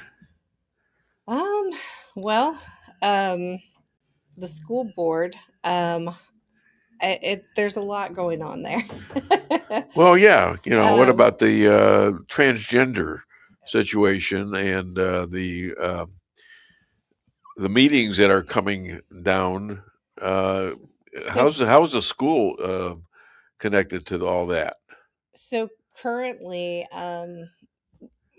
Phelps County Moms for America, we have been addressing some of the issues within the school when it comes to books. Which, we had that discussion about the public library, but I had came across some books that are in the Rolla Public School, and they blow the public library out of the water with what they look like. There is profanity in these books that go into the triple digits. Very sexually graphic imagery. Triple digits? Yeah, in the triple digits. So what does that mean? Like the F word 100 times. Or, okay. Yeah. So I thought one word had 3. All right. No, as far as because I've been known to swear a few times. but then you have to question where's the educational value in that? Yeah. Well, there is none. I've educated my parent very well, though. And if you have to have these books that are they are extremely graphic. I got up at one of the school board meetings and talked about this one in particular that is called Living Dead Girl. And it is extreme detail about this 10-year-old girl that gets kidnapped, and her abductor it's extreme abuse, and then also extreme sexual abuse, detail of that. And she states in the book that he calls her Alice, and there was an Alice before her, and he killed her. And this little girl is praying for death every day. And finally, that's what happens. He kills her. He kills her too. And there's no happy ending, so it's like, what's the purpose? What's the purpose of this book? And the only purpose I can think of is to normalize trauma. That's what it seems like to me. And so it's heartbreaking. It is. I mean, it probably was done in that fashion that it does magnify the death part. Right. And, just looking at, I told the school board, I said, look at your school policy. If your school policies, if a student or a faculty member or a teacher was to depict some of the imagery or to speak these words in, a school setting, what would happen to them? They would face consequences. But yet you can hand a book to a child and disguise of literature. And so, and then you have to also think about our test scores and all of these things. Like, why are we paying as taxpayers for these books when we could have educational material to, improve the school, improve those test scores? And so that's a fight that it has nothing to do with education other than bad education. Right. Sure. Right. And what I have been, so that the process here is that a parent or anybody can put in a request for reconsideration of a book. What that means is that there will be a committee formed, a book review committee. That book review committee will have 3 options. They can pull the book altogether, get rid of it. They can restrict the book, so allow the book to stay there, but with restrictions. And what that restriction would mean is that the school would reach out to you, the parent, and say, your child is trying to read Lawn Boy or Identical. These are 2 books that are challenged right now. And then the parent would make the decision. The parent could say, at least that way the parent knows, because as parents, no one knows. Sure. No one knows that these books are there. And I shouldn't have to. Now, what do you say to people saying you're a book, you're destroying books? Oh, that I'm a book banner. Yeah. I know you've never heard this before, right? You've never heard that before, have you? That's the woke definitely love that term. They have to be a book banner. But that's what they do too. Anytime you question anything in the world now, you're something. You have to be called some kind of name. Well, maybe you question it because things can be done better. Another angle with Hardwick and Mayu is Hardwick has a anti-Semitic bill now in, I believe it's in the Senate, and he's actually got this bill of defending Jews who have taken anti-Semitism against them from people who are way above the First Amendment rights to do that, threatening them doing all sorts of things to them, preventing them from going to school, going to college, and things like that. And that's another aspect of what you could be talking to him about and getting people up there to get more people in. Yeah. So I would highly recommend him and Mayu. Yeah. You know, I'll definitely look into that. Especially Bill. I really like Bill. I think he's a great guy. Oh, he is a great guy. I hope he can come with us next week. I hope we can get away and come see Bill at the Capitol. Yeah, I'm like, how can I make that happen? I told Noah, our 12-year-old, and he was like, I think I might need to miss school. I think I might go with. Well, he's getting quite the education, I'll tell you that. Right. Well, yeah, I put him on the show. I got an 18-year-old out of California, and she contacted me, and she's been appointed to TPU, what is it? Turning Point America, and she's done a couple of shows. I'm using a gal that she's connected to. She has actually at 18, she's got her own agent. Wow. And I got her agent doing some work for me. I don't know if it's working or not, but I think it is. Lisa, do you have questions? I did, but it just escaped my mind. Okay, see? Oh, yes. You hang around me and you lose things. I heard there's some ice training going on in Rolla. Yeah. Why would we have ice training when we don't have ice units? Right. Ice training in Rolla? Yeah. Going on. Yeah. Is this from the federal government? No, not that. Oh, is this ice training to anti-ice? Okay. Yes. I was going to say, boy, they're all over the place. Anti-ice training. Anti-ice, yes. Okay. So yeah, I've noticed. So Rolla has started to get because they have, I feel like there's probably a handful to a dozen very radical people, and I feel like they have been very much pushing their initiative, pushing their agenda, and they continue to create these little side groups. And one of them, it's an organization called Abide in Love. And wait a minute, is this about Joe Biden? That's what, when I first started, I was like, Abide in Love. This is okay. Is there something Might as there? well be. I don't know. But so this organization, they make care packages and help ICE detainees at the Phelps County Jail. So, what does that mean? How many detainees are there? There is, I think I seen 14 on the list on the inmate search. You can pull that up on the Phelps County Sheriff's Department's website, look at inmates, and you can see why they're being held. If it's an ICE hold, it doesn't tell you what their charges are. You have no clue. You could, try to Google their name and figure out why they're there, what crime they committed. But we also have to remember that it is a crime to be here illegally. Yeah. So that in itself is a crime. But for some reason, there's some people that don't think that is. And so this organization, they were featured on NPR. And they have been raising funds. They've raised, I think it's almost $93,000. So So these people live in Rolla? They're donors? No, not fat chicks. No, okay. I don't Now NPR is also one of the. They've been defunded too, right? Yeah, by Trump administration. Yeah, they're definitely one-sided news source, but. You can go and look at the donations that have been given. A lot of them are anonymous. They say anonymous. How many of them are from other countries, do you think? I don't know, because the donation site that they use, it's called Give Butter.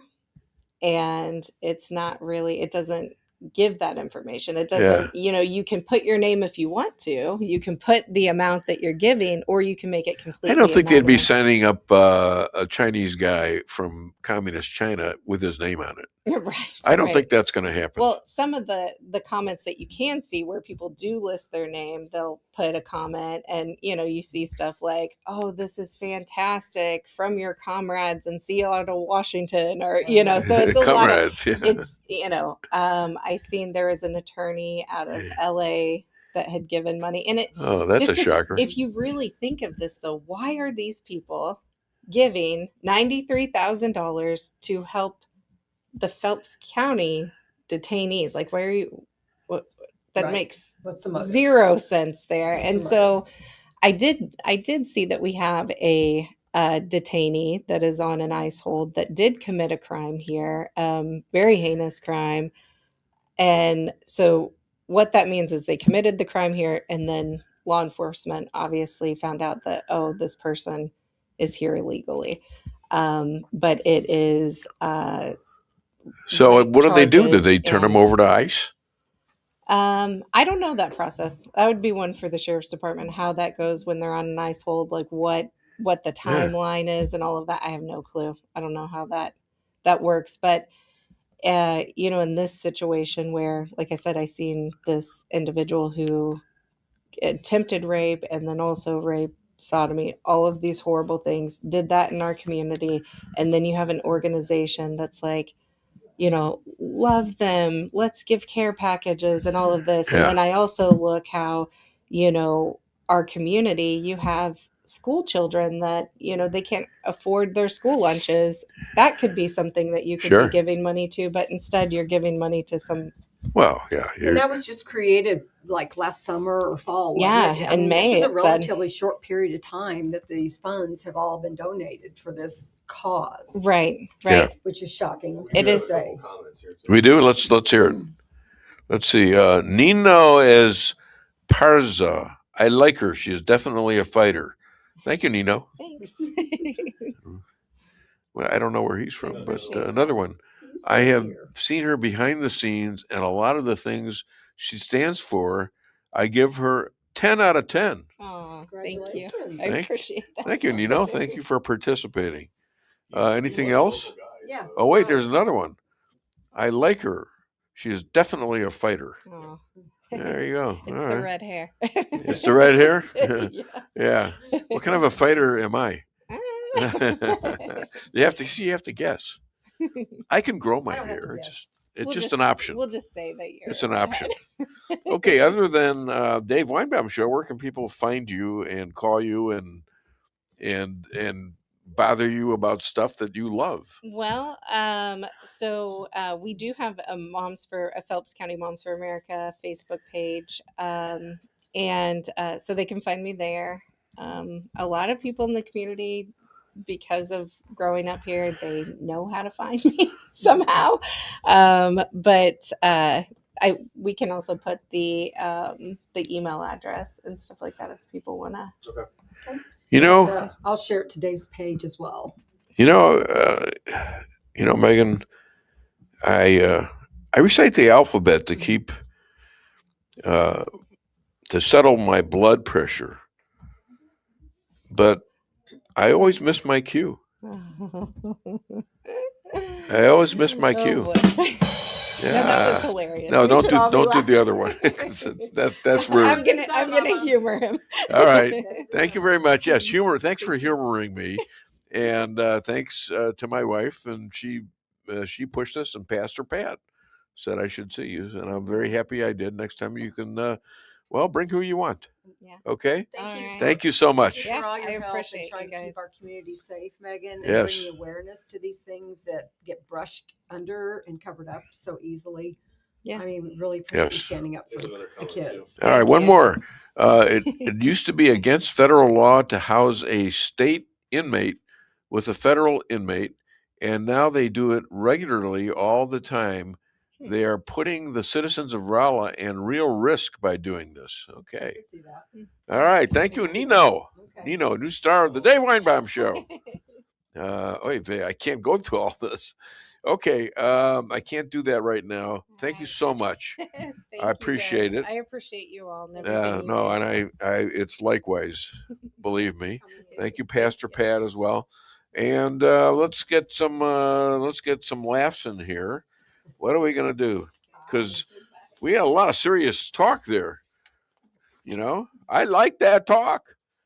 It's not I don't like that talk. I like that talk. We got yeah, well, I just gave it to you. What are you talking about? Okay, let's see what we got here. I got a bit library is what I got. A whole bunch. Yes, sir. You know what? I understand that they have they have sororities and fraternities in Rolla, and I'm thinking that they pushed me to push this song on one of the gals from a sorority, and I didn't have any room at the time in my Rolla store, but I did have room in the Waynesville McDonald's, and so I got them to go down there, and I thought it was a pretty good deal, and they did a little dance for getting people to like and to contribute to and to join these sororities. So I think we ought to do this as a public favor. Goes like this, start with a track, eyes on me, watching my back, just like this, here for the night, doing biting, just keep watching. Goes like this, on from the back, eyes on me, ain't like that, just like this, here for the night, doing biting, just keep watching. One by one, some one by one, twist my wrist. Goes like this, start with a track, eyes on me, watching my back, just like this, here for the night, doing biting, just keep watching. Goes like this, on from the back, eyes on me, ain't like that, just like this, here for the night, doing biting, just keep watching. Hey, what is the name of the guy that Bad Bunny or something? Yeah. Bad Bunny, eat your heart out. Eat your heart out. Good American girls here. Speaking English. Okay? For a bunch of people. What the hell was that about that you did? I honestly didn't even watch Hello. this halftime show. I heard about it later. Hello. Well, that's the NFL. Yeah. Didn't watch it. And you know what? Even worse than that, the game kind of sucked. It was over when it was way before. I can easily say probably top 3, maybe top 2 of the most boring Super Bowls I have ever watched in my life. Yeah, there wasn't a lot of excitement, and you didn't see the losing team trying to break through. It was 3 and out all day long. Yep. 3 and out. I mean, come on, you got to take some chances. You got to take some risks if you want it. You got to the Super Bowl and then you laid down. Dang it. And I don't blame the other team for playing the way they did. They played excellent. Seattle did. They played their game. I blame entirely what happened during the to the club that was facing them. They just sort of like went through the numbers. They had nothing going. I was shocked actually by their lack of offense. They're a pretty good defensive team, but come on. You got to take some chances. And I realize Seattle's got a great defensive team too. But my goodness, you couldn't figure out some plays to get a few guys open. No, there was and the quarterback was getting eaten up to the point that he became unreliable in that he was hounded so much that he was throwing away balls that were getting intercepted. That was the biggest concern for Drake May, a 2-year quarterback that in this situation – with the offensive line, keep him protected, and they did not. The Seattle defensive line ate them alive. Yeah, I mean, guys were coming in wide open, and they were fast. Untouched. They were fast. They were untouched, and it was amazing defeat. I mean, they couldn't figure out a way to discount that. Every time you threw it towards the sideline, the guy was there, ready and willing, with another guy behind him. Somebody's got to be open under that scenario. You can't have 2 guys on one guy and not have somebody open. So that was a terrible Super Bowl. But you know what? I was holding my little great granddaughter in my arms a lot of that time, and that was more entertaining than the game. Oh yeah. You know, watching her every move and her every yawn or every you know, little cry, you know, and that, and it was so cute.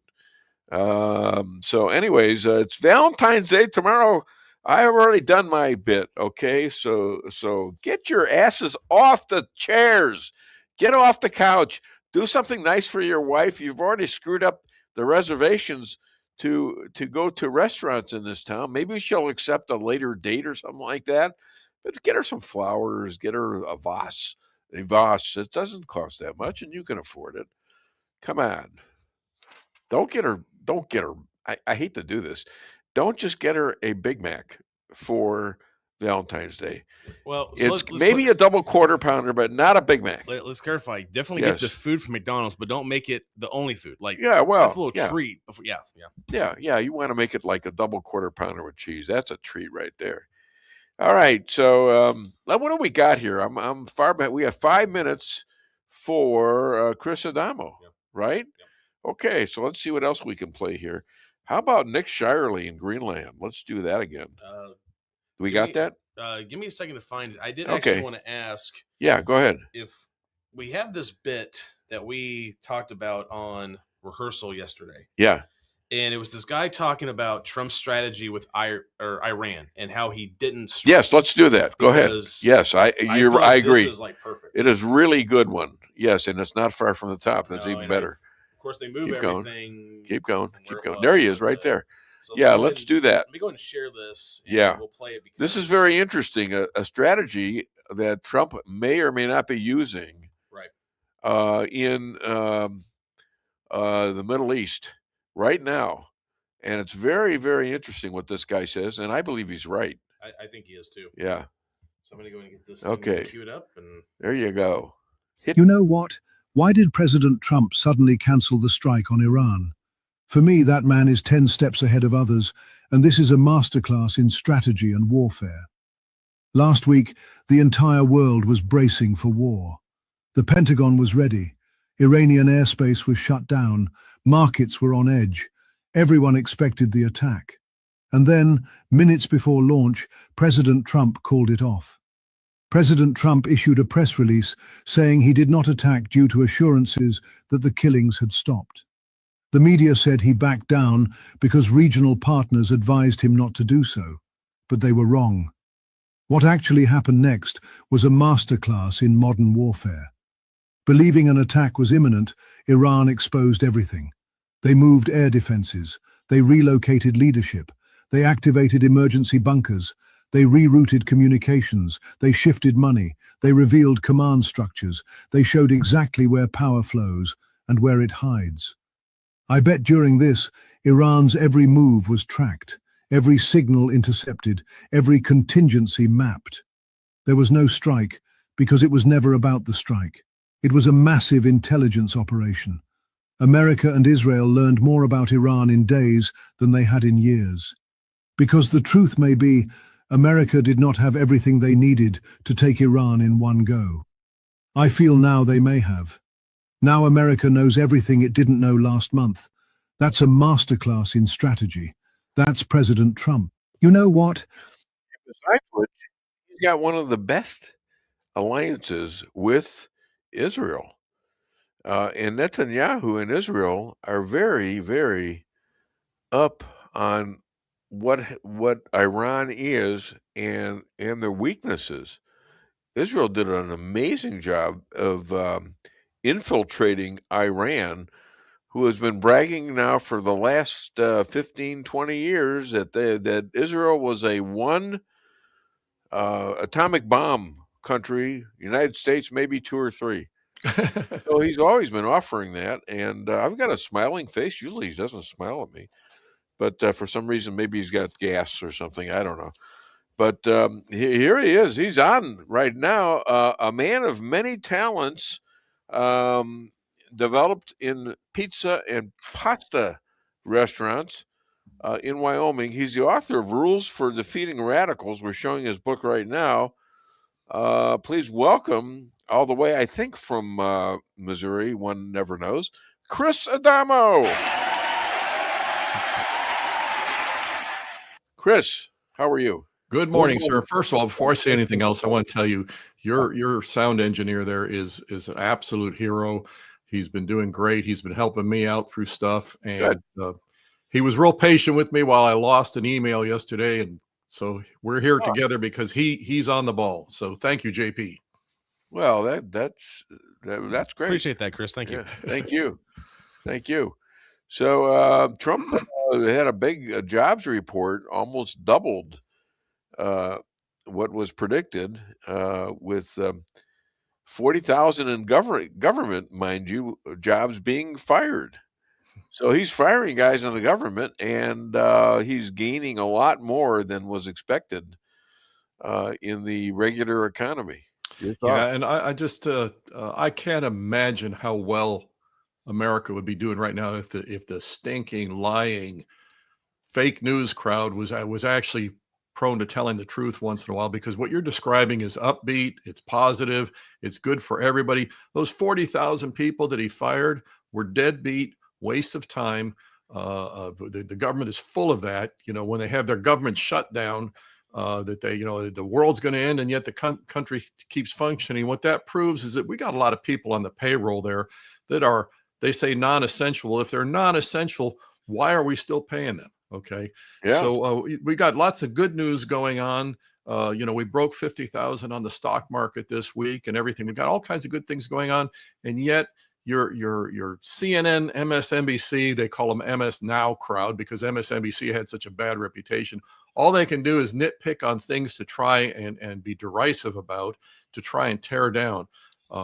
That's why people need to be paying attention to good patriots like Dave Weinbaum, because you're not going to get the truth from the so-called mainstream media. And you are a great patriot, and people ought to follow you. Do you do any much work on X? Yeah, I'm on there quite a bit, and okay. I actually this last week I had one of my pieces posted on X by General Flynn. Oh, cool! And, got widespread coverage. What I'm trying to tell people about the big thing, the message I'm trying to get out right now is, and I got several news stories that prove it, that you and I, people like us, now is the time to stay in the fight. Yeah. Because one of the things that we do is we go out there and we fight and we have a victory. And so we go, okay, time to rest on our laurels, and we go home. Or we go out, we get in a big fight and somehow we lose because of leftist propaganda or whatever. And so, a vote goes their way or something. So we go home. It's not time to go home. It's time to get in this and say, we're in this for the long haul. I care about my kids. I care about my grandkids and the country they're going to inherit. And if I care about that, I'm not going to just get tired and find excuses to back out and sit the fence and be a spectator. That's an excellent outlook, and we all ought to have that. And I like to think I've been doing this fairly regularly over the 18 years I've been doing this, and also the time I spent writing for the Jewish World Review. But you do it, and you got it in your heart. And we usually have pretty good conversations over this because we believe in the same way.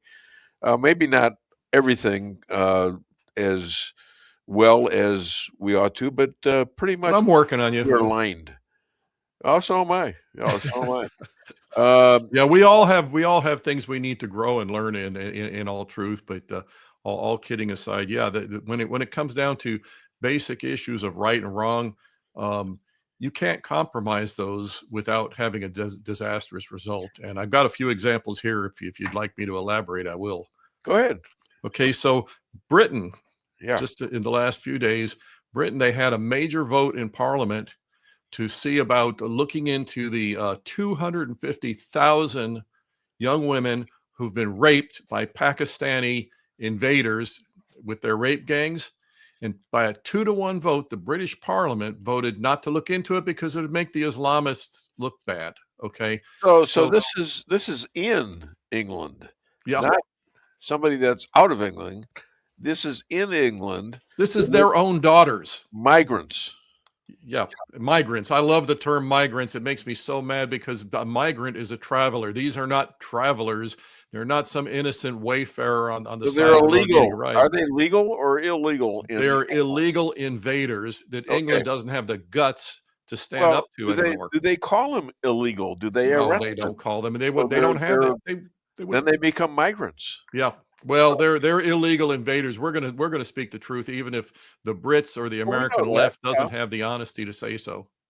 Yeah, they're very cautious about it. So- If you or I say it, even here they'll try to get us in jail. Oh yeah, because we have let them tell us what is or isn't free speech. Okay, and we can talk about that. But let me continue Go real ahead. briefly on this situation with the British Parliament. Okay, so it's abhorrent, it's disgusting, it's despicable, it's a betrayal of their own children. These are British men and women born there who are betraying their own children. Now that's awful, and it's happening here in the United States. We have that. What's her name? Jayapal, that lunatic Islamist representative from Washington State. Right. Okay. In the American Congress. In the U.S. Congress, Yeah. she is pushing to defund ICE and the Border Patrol. Okay. So here we have the same thing that they're accomplishing in England, the rot the culture from within strategy, and she's there doing it in Congress, and we're not walking her out and sending her across the border where she belongs. She's an esteemed congresswoman, and so the rot, the cancer is here. And well, they apparently took her off her committee seat. Well, that was good. That was a slap on the wrist for somebody who deserved to be charged with high treason. Well, it's a start. Okay. It's a start. You're right, but it's such a It's a reaction. We have to have the reactions. To your point, you can't let stuff go. Absolutely. You have to strike. You have to know when to strike, but you have to strike back. And the other thing is, and yeah, you're halfway there. The other thing is, we shouldn't wait until these known traitors and hostile foreigners commit their evil deeds before we stop them. We shouldn't just respond when we see that that's where they're going. We need to take proactive steps to get rid of them, to do things to where they don't get away with this stuff. And in the House and the Senate, it's Trump has no caution by telling them, we're going to primary you. We want you out. And that's another good step. He also has good reason. There's 4 so-called Republicans in the Senate that we have good reason to primary. Now, I don't know if they're all up for election this year, but any of them that are, and everyone in the House is up for election every 2 years. And so any rhinos you find there, they are our biggest enemy. They're our biggest obstacle to success. Yeah. But we got in the Senate now opposing the SAVE Act. The SAVE Act is actually supported by 78% of Americans to ensure proper voting. Even I thought it was 84% of Americans. It was like 95% in Republican and about 67% in the Democratic Party. And we have 4 so-called Republicans. I may not have got my numbers exactly right, but it's way up there, like 4/5. We have 4 Republicans opposed to it. We have John Thune, the so-called leader who hasn't been leading. We have Mitch McConnell, the former leader who never led. We have Susan Collins and Lisa Murkowski. These are 4 Republican senators who are opposing an act that would ensure proper voting. I thought Thune was all for it. He's the man. He is the. Well, maybe Thune has changed his tune. I don't know Thune because I think Thune is. I think he was screaming at somebody for being against it just yesterday. Well, okay, I will check that, and this is another difference between us and the left. If we get our facts wrong, to stop us from having people identify themselves. Everybody wants to identify themselves. Blacks have a 75% ratio of people wanting to have ID and have to have ID. This is blacks who are referred to now as like people that can't figure out how to do things. Yeah. Well, what that's basically saying is that the leftists think blacks are stupid and incompetent. Okay, they can't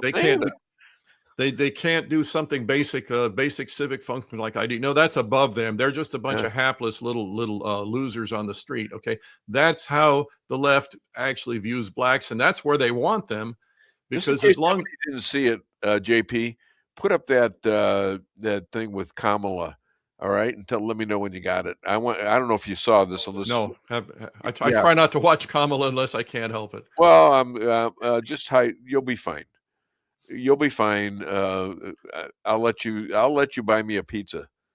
Okay. Okay, I already told you that.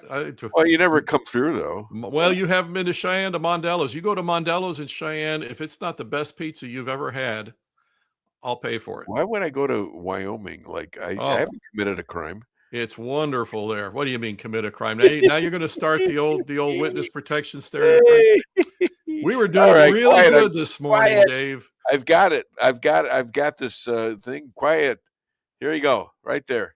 You're going to have to Xerox or photocopy your ID to send it in to prove you are who you are. Well, there are a whole lot of people who live in rural communities who don't. There's no Kinko's. There's no Office Max near them.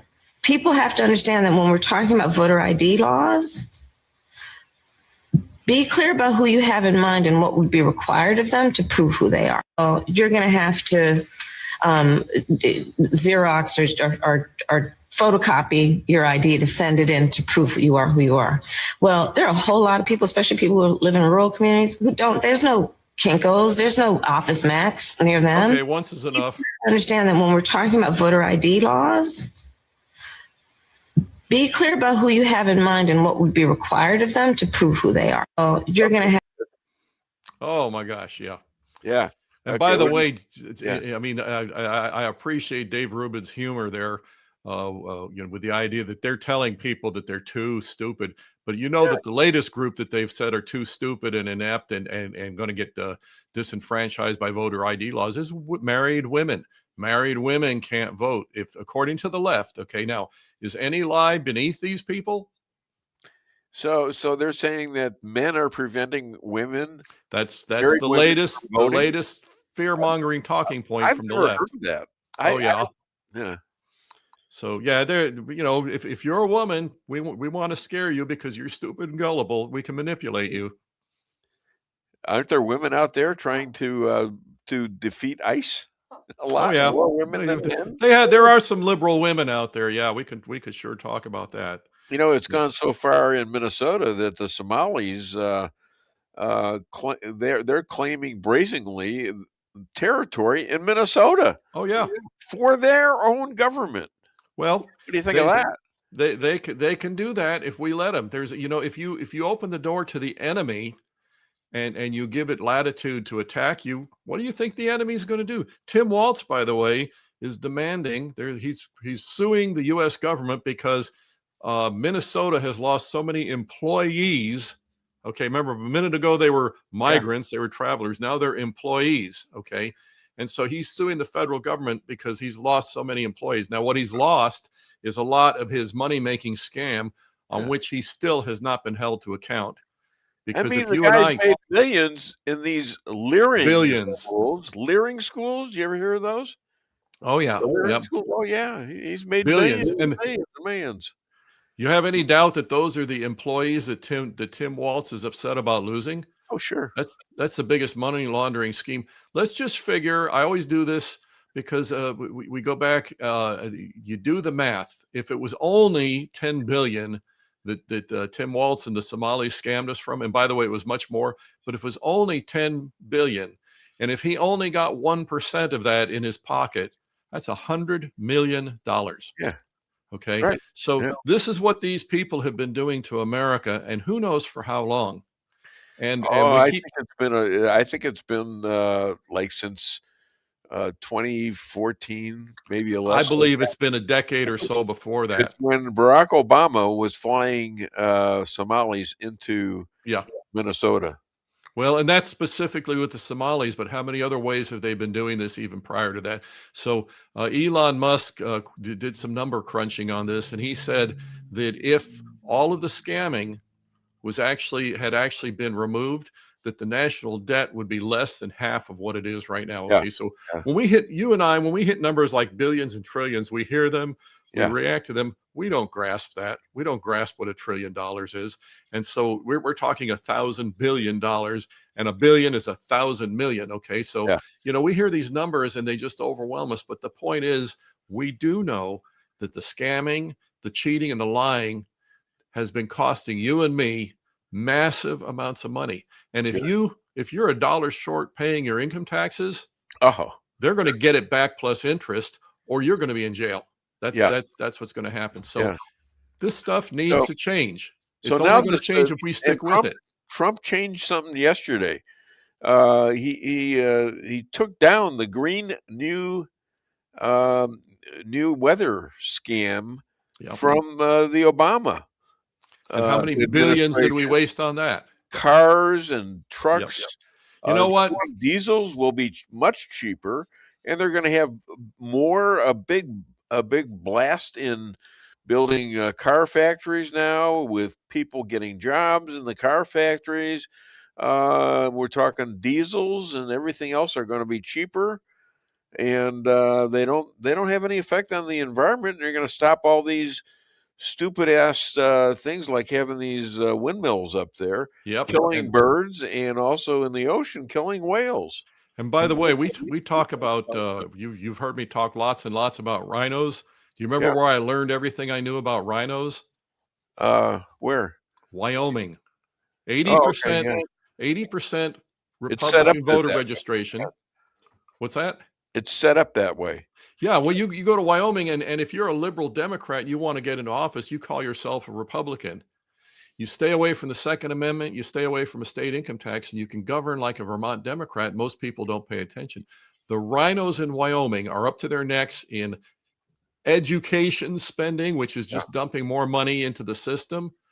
Okay, with test scores going down, et cetera, dump more money into education. Okay, so the rhinos are behind that.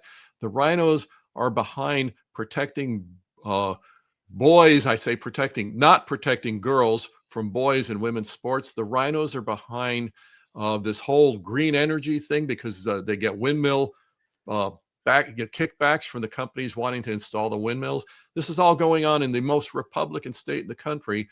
The Freedom Caucus is in there fighting it, and they're fighting the leftist former Democrat governor who claims to be a Republican, Mark Gordon, biggest rhino in the country, and they're fighting the state Supreme Court because you have an activist judge in there who's legislating for the bench. Okay, so yeah, the battle still exists even in overwhelmingly Republican Wyoming, and you're not fighting people who admit they're Democrats. You're fighting the rhinos. Yeah.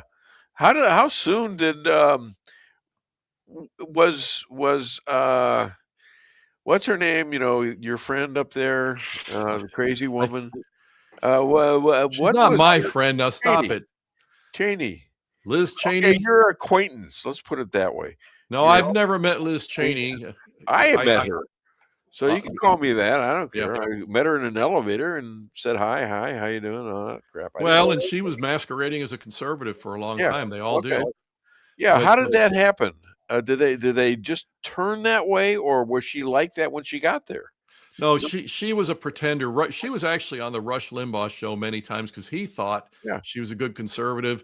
And well, if she fooled him, exactly, he was pretty adept at but they're good at this. Again, you've heard me say, come election time, even the worst of your rhinos morphs into the second coming of Ronald Reagan. I can show you John McCain quotes where at primary time he sounds like a border hawk. Yeah. And then the day after they win the primary, then it's back to business as usual. Yeah.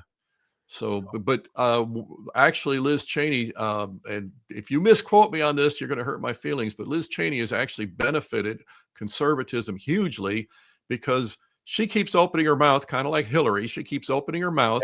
And every time she does, she's more proof of why we need to broom the rhinos.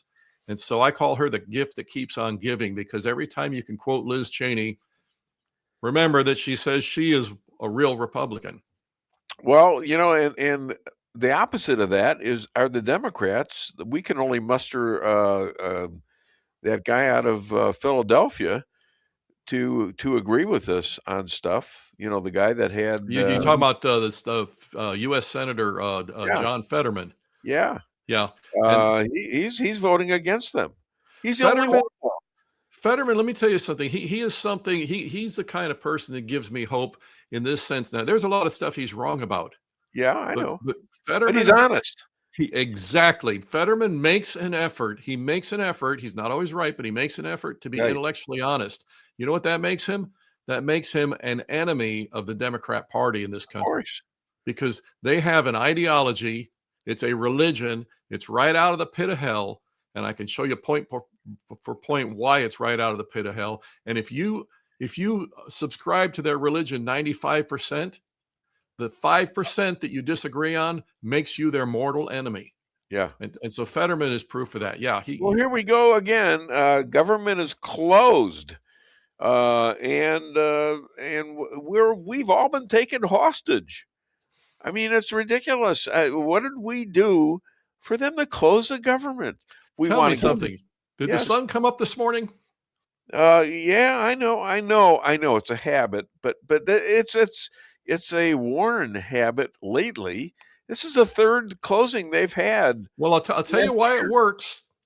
What is the one thing I tell you about why these leftist scams work? Well, it's not working. It's pissing people off. Well, it I don't works. think they're blaming the Republicans this time. Okay, and if that happens, it's going to fold. The Democrats are going to cave on it. It only works when we let it. Okay? Yeah, The market took a big hit yesterday. Last I checked, the Russell 2000 was back and it was actually up. The Dow is kind of hovering around. It's like, okay, we're scared, but maybe it's not the big panic they said it was. And the last 20 times the Democrats have shut down the government with this garbage. We actually survived. Maybe we shouldn't panic this time. Yeah, I don't want to panic, but I think it's stupid, and they've got no points at all. They've got nothing, anyone, including them. There are many pictures of them saying we're going to send illegal aliens out, and you don't have to commit a crime to be pushed out. This is Bill Clinton, it's Hillary, it's Biden. So now it's Obama. I mean, they were posturing. They were posturing, but now the Democrats need two things to win elections in November. They need lots of illegals so they can cheat. Right. They need total lack of ID for people going in so they can cheat. Guess what those two things are? They're both the same things. Democrats need to be able to cheat to win. Yeah. Okay. This is why they're all in on obvious. the illegals and stopping proper voter Who ID. doesn't believe that? Well, Even the Democrats know what they're doing. Hey, now you say Thune has changed sides. I'll look into that. If I'm wrong, I'm wrong. I'll admit it next time I'm on. But McConnell, Collins, and Murkowski, so-called Republican senators, they're against it. They're against proper voter ID. Collins is an interesting rhino. She just won't do it in her state. And the other one is a complete phony. McCloskey up in Murkowski, not McCloskey. McCloskey's a good guy. We love. I got him. I got it. See, he's on my mind. He's coming on next. Is he coming on after me? Yeah, you can hang out if you like. Hi, Mark. If you're watching, I don't know if he's watching right now, but Murkowski, and I tell you something, she got in, and again, this is another one of those things that people fell for. They have this so-called ranked choice voting. Yeah. And that's how she got through the primary. It's a scam. It's one of those things that they feed to you with the lie. They say this gives you more opportunity to express how you really feel about all of the candidates. And what it does is it waters down the vote. And guess who always gets the advantage from watered down voting, from confusion? That always works to the benefit of the left. It's not the Republicans, that's for exactly. Yeah. All right. Okay. Well, let's see. What else do I got? Super Bowl highlights. I'm sure you were just glued to the TV at halftime. Well, you must have loved that. Halftime. We watched the Turning Point USA alternative. It was great. It was flag waving. It was just encouraging. Yeah. But here again, and maybe I can get JP to hold up my book, because here again, if you look at the leftist reaction to it, he's gonna do it. Oh, thank you, JP. So here's the Alinsky angle of it. Come Monday, all these Democrats, with all of the total moral rot that they paraded on Sunday and they cheered about, the total garbage from the pit of hell that they cheered, come Monday morning, they were all talking about the fact that Kid Rock, the main star of the TPUSA alternative, he had lyrics from 20 years ago that were bad. Now, right. Rather than saying, then this is what we need to do in these cases, rather than saying, you guys are a bunch of lying hypocrites, this is agenda driven, we stop there. People on our side start saying, well, let's look into those lyrics. Were they bad or whatever? No, listen to Kid Rock's message. Here's his message. I was into this rot gut stuff back when. I've gone through a change. I've received Jesus as my savior. You need to do that too. Okay, that was his message. The left is going to ignore the reality, and they're going to grandstand off of this phony accusation of theirs, this hypocritical accusation. Let me tell you something. TPUSA started, and they've already promised that next year they're going to do the same thing during the Super Bowl halftime. They started what's going to be a new tradition. Is America is going to switch over and watch something really uplifting. And I'll guarantee you, if TPUSA stays the course, I guarantee you next year, you're going to see more American flags on the field for the NFL halftime than you have seen since Washington was at Valley Forge. You're going to, because I don't know that, you know what, the NFL, they'll double down. They'll mouth off. They'll double down. It's been and yet, kind of funky about that stuff for a long time. You know, they had from the 80s on Michael Jackson and his sister, who, you know, we remember that breasts and things. I mean, they've been doing this for a long time. I don't know why they're doing it. There was no competition. Well, yeah, maybe TPA ought to sponsor the damn Super Bowl. Let me tell you something else. Speaking of no competition, I'm not digressing here. Same subject here. Okay, so the company that had the monopoly on family movies for decades, on family movies that were uplifting and encouraging, Disney. Okay, Disney's totally leftist Snow White this last year, it lost $170 million, one of the biggest Hollywood disasters in history. Okay, so here again, they had a monopoly back when. They got, as leftists typically do, they get consumed by arrogance. They get stupid. They think they can throw garbage in your face and you'll just take it because you don't have a choice. And they lost. They lost big. It's Bud Light all over again. For That's exactly what it is. Yep. It's amazing how they took that one down, and they had no idea what they were doing. Yep. Yeah, good. The slogan is being proven to be true. Go woke, go broke. Yeah, you're absolutely right, JP. That's what happens. Now, there's one thing that'll keep that from happening, and that's when our side starts getting defensive and apologetic. Okay, leftist hypocrisy doesn't redound negatively to them if we cover for them. Okay, and I'll give you an example of that. There was this stupid little 1.5 second cartoon with all these different animals, and they were different politicians, and they showed the Obamas as monkeys. And our side has been just apologizing and begging for forgiveness. It was a stupid little clip that slipped in there along with a lot of stuff talking about actual election fraud that needed to be dealt with, actual treason against the United States. And there's this little cartoon, this silly little cartoon. And what happens? The left, of course, they think they can grandstand off of this. They're totally shameless. And this was racism. And our side is going, oh, we're sorry. Instead of saying, by any standard that you people are going to point out racism for a stupid little cartoon, I can show you things that white leftists, black leftists, and Middle Eastern leftists and everything, I can show you things that they have been saying that have been actually racist and hateful. A stupid little cartoon doesn't qualify, but it becomes legitimized. Well, would you have done that? Would I have done what? Have monkeys for... No, I actually think it was really unfair to monkeys. I would have made them snakes. Geez. Okay, but that's stupid. It was stupid. It was, but it was a 1.5 second. And but the point is, apologize. You don't even apologize. You say, "Look, it was a mistake." Okay, well, then you're apologizing. No, it was a mistake. I'm not apologizing for being a racist. That's it. It was not racism. That's a lie. Right. You're a leftist hypocrite. I'm talking about them, not you, Dave. You're a leftist hypocrite. That's a lie. It was not racism. You know, here's the interesting thing. There's only one way that they could actually presume that to have been racism. And that's if they actually believe, per Darwin, that blacks are on a lower place on the evolutionary scale and closer to monkeys than whites, then if you promote that, you're a racist. You know what I know? I don't believe Darwin. I believe what Genesis says.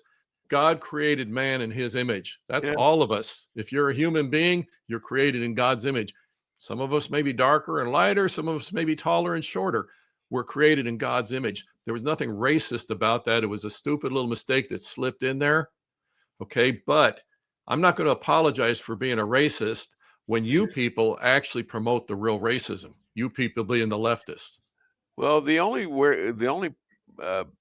person that I have beat is I have better hair than you. You got a little more of it down here than I do, I guess. Well, I got nothing up here. Well, I got a little bit.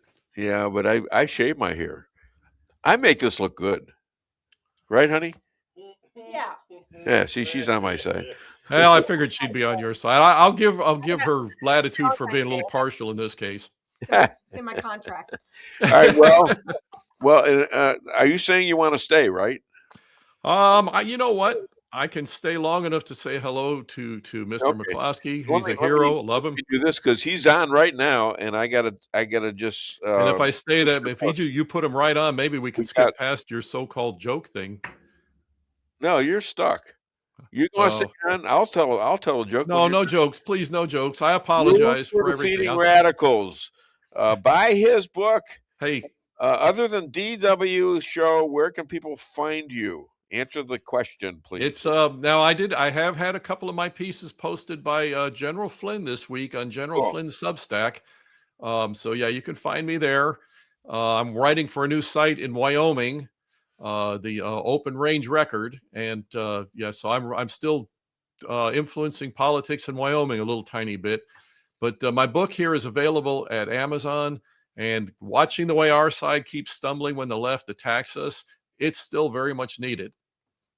Okay, you know I hear. Oh no, Lisa. I hear you used to be a show cleaner. I hear you used to be a shoe cleaner, but you ran out of polish.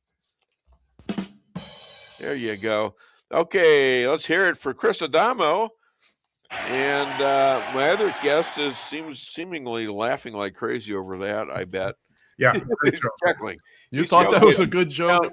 Don't worry. No, he'll get his. Don't worry about it. All right, forget about it. We may have to talk later, Mark. Be quiet. I'm on my other. Yes, God, you're rude. Okay. This man has more opinions than white on rice.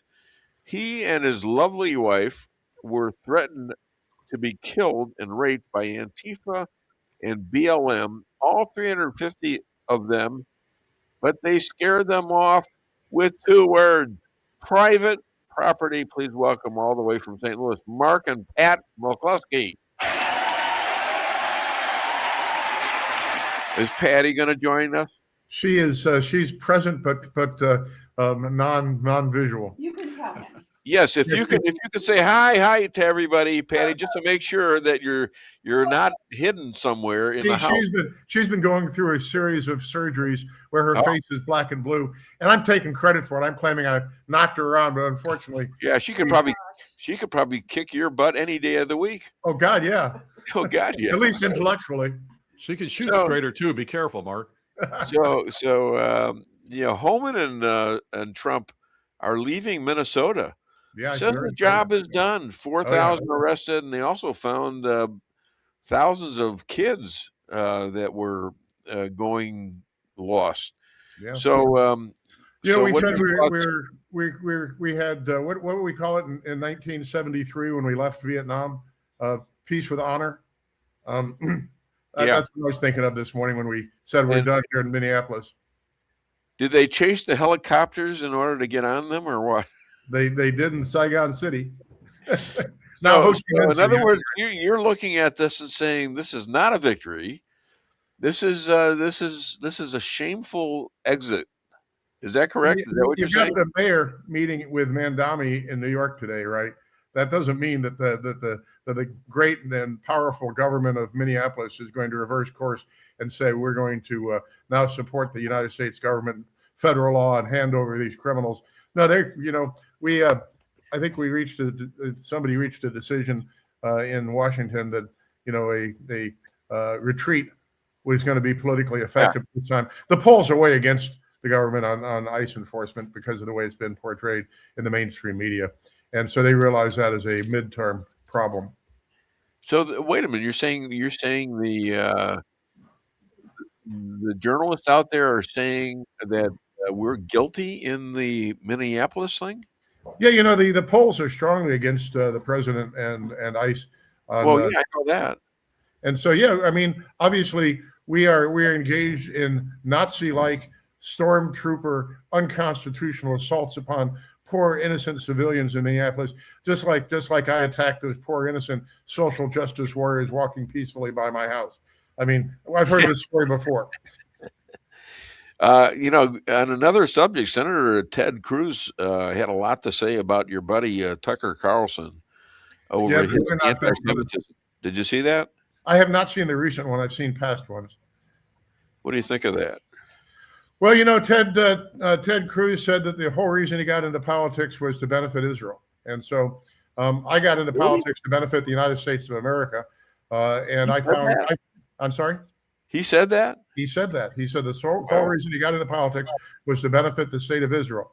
Now, that seems to me to be misplacing your priorities. That if you're going to be a United States Senator and run for President of the United States of America, you should put America first and only support other governments when there is a reason to do so, meaning it's in the interests of the United States. But to expressly say your only reason you got into politics was to aid a foreign nation, that sounds a little treasonous to me. Okay, so you're calling the President of the United States, who now is good friends with Bibi, apparently, because they're visiting each other a lot. Did you know that Trump appointed Bibi Netanyahu to the board of peace in Gaza? Let's nominate Adolf Hitler to be on the board of the Holocaust Remembrance Association. Yeah, okay. Well, now you can't be comparing Hitler to Bibi Netanyahu. Well, if he had the power to kill as many Palestinians as Hitler had the power to kill Jews, he said not too long ago that you can't deal with the Palestinian radicals, that they all have to die. And then he said 95% of the Palestinians support the Hamas and Hezbollah, which means that 95% of Palestinians have to die in his mind. And yeah, I think that's kind of a bad thing. I'm kind of a pacifist and anti. What's a bad thing? Wait a minute. Does everybody forget 10/7/23? Do you all forget that the equivalent of 40,000 Americans would have been murdered and raped, had their heads cut off, including babies?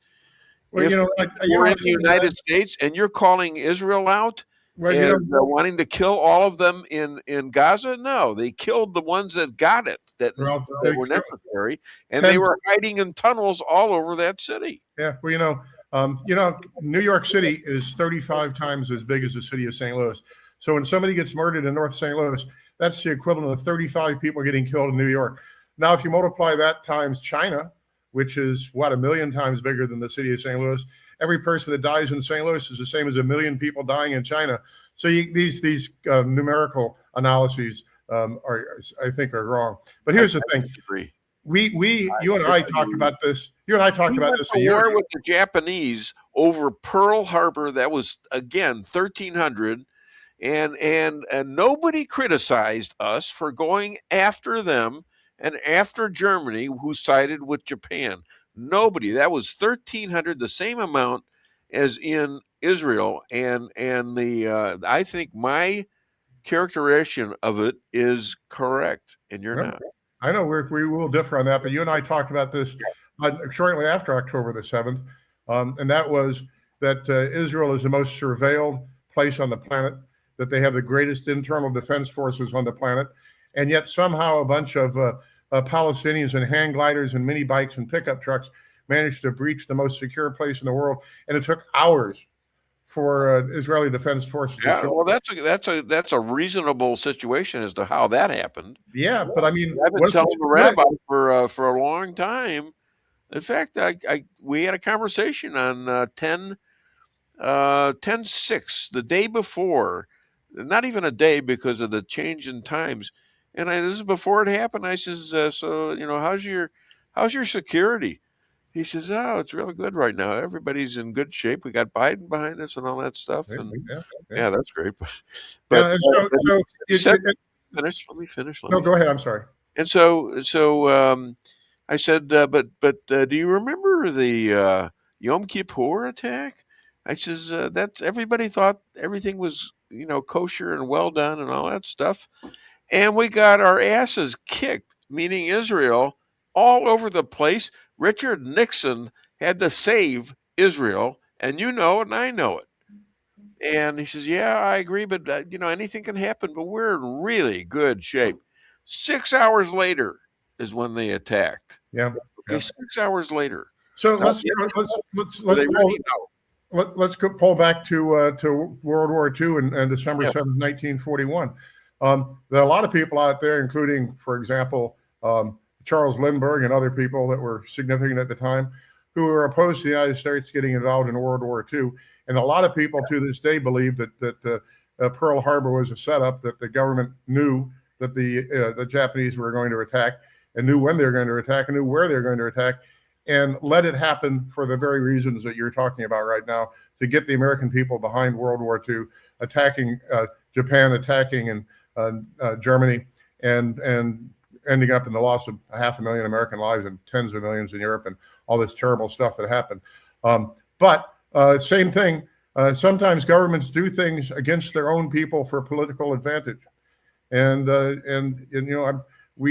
I am still very suspicious about how October 7th could have happened without at least the Israeli government laying down on the job, because either they have the greatest security on the planet or they don't.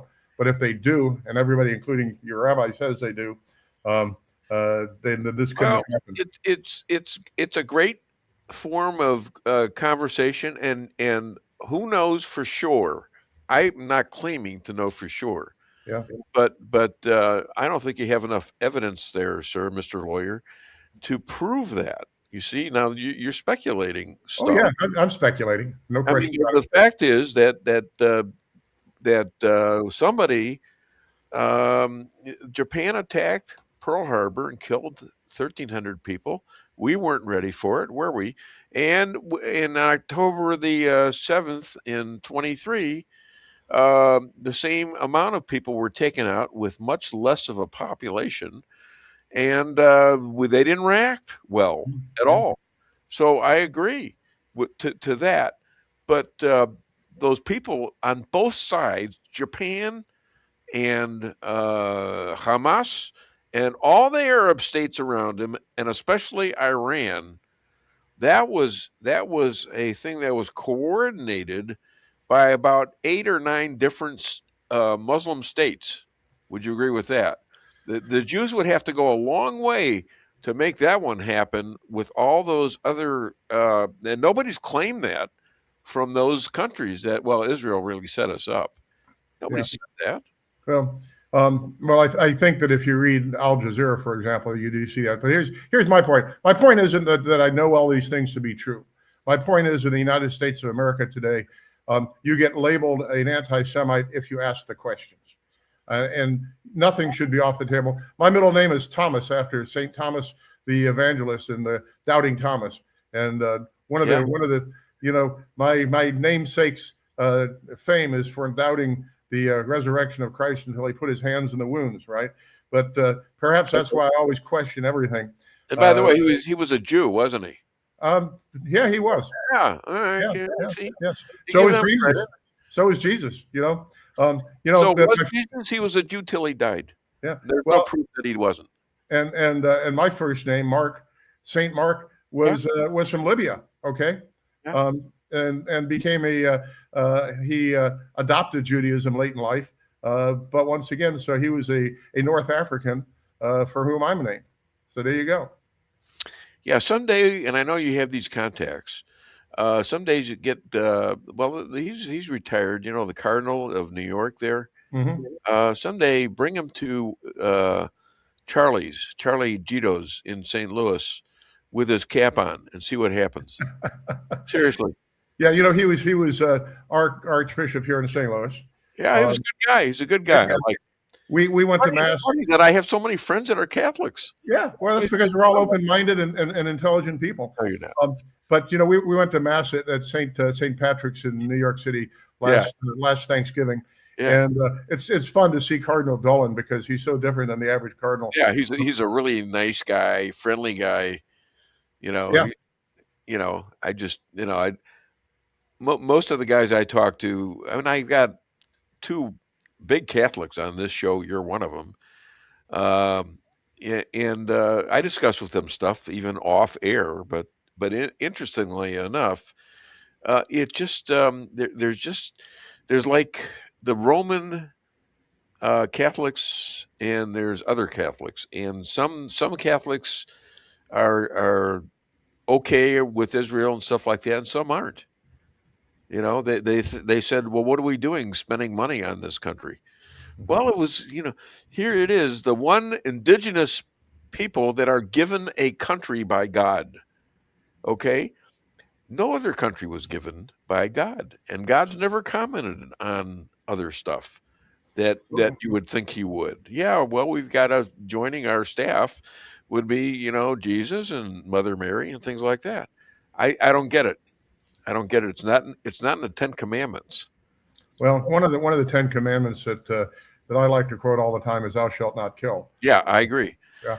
Thou shalt not kill, and the problem is when you have God telling you, on the other hand, that you should kill, and he's telling that to people who are running Israel, and they don't kill, they are punished for that. You see, so there's a little conflict there. We got to find out when we die what they really meant by that. Yeah, well, it's a conflict between the Old Testament and the New Testament because, in the Old Testament, it was a God of war, basically, a God that was the power of the people of Israel, that if you pleased God, he would aid you in your battles, and if you displeased God, he would wipe you out. The God of the New Testament, or at least Jesus, was entirely different. That's, turn the other cheek, love your neighbor as yourself, and was a pacifist and an aesthetist. And so it's hard to reconcile those two. It is because God said, you shall worship no other God but me. Okay. Yeah. Now, what does that say? Now, if he would have come, all he had to do was put a comment in or an addition, maybe the 11th commandment, that, okay, I've got a son and his name is Jesus, and you can worship me, but you can worship him and Mother Mary too. Why didn't God do that? Well, because there is no distinction. Jesus then. The St. Patrick explained it this way to the king of Ireland back in the 4th century, and used a 3-leaf clover as an example. That although there is a Father, the Son, and the Holy Ghost, it is all a single entity, and therefore, when the Lord says, "Thou shalt have no other gods before me," that incorporates all three, the Trinity of the Father, Son, and the Holy Ghost. And so he won over Ireland that way. That's why we've all been Catholics ever since. Yeah. All right. Well, he's the guy that gave us Greenland, wasn't he? I don't know. What the hell? No, that was Leif Erikson. I'm sorry. That was Leif Erikson. There we go. Yeah. The first real propagandist. Right? Bradshaw says, "Thou shalt not murder, not kill. Now, thou shalt not murder." Now, if that is a good interpretation of what the Bible is, not all the Bible says what was written. And it was written, the first Bible was written by God, all right? But sometimes, in fact, the rabbi has a book out. What's it called again? The Secrets of the Hebrew Bible. Secrets of the Hebrew Bible, where there's a lot of not necessarily intentional, but missed language in there that changes the language somewhat into something that God didn't say. Yeah, and I've read a lot of different versions of the Bible. I was raised on the Revised Standard Version of the Bible. We also in the Lutheran Church had the the King James Version of the Bible. But there have been so many different versions of the Bible and so many different translations of the original text that you kind of have to read them all and kind of consolidate all the different interpretations.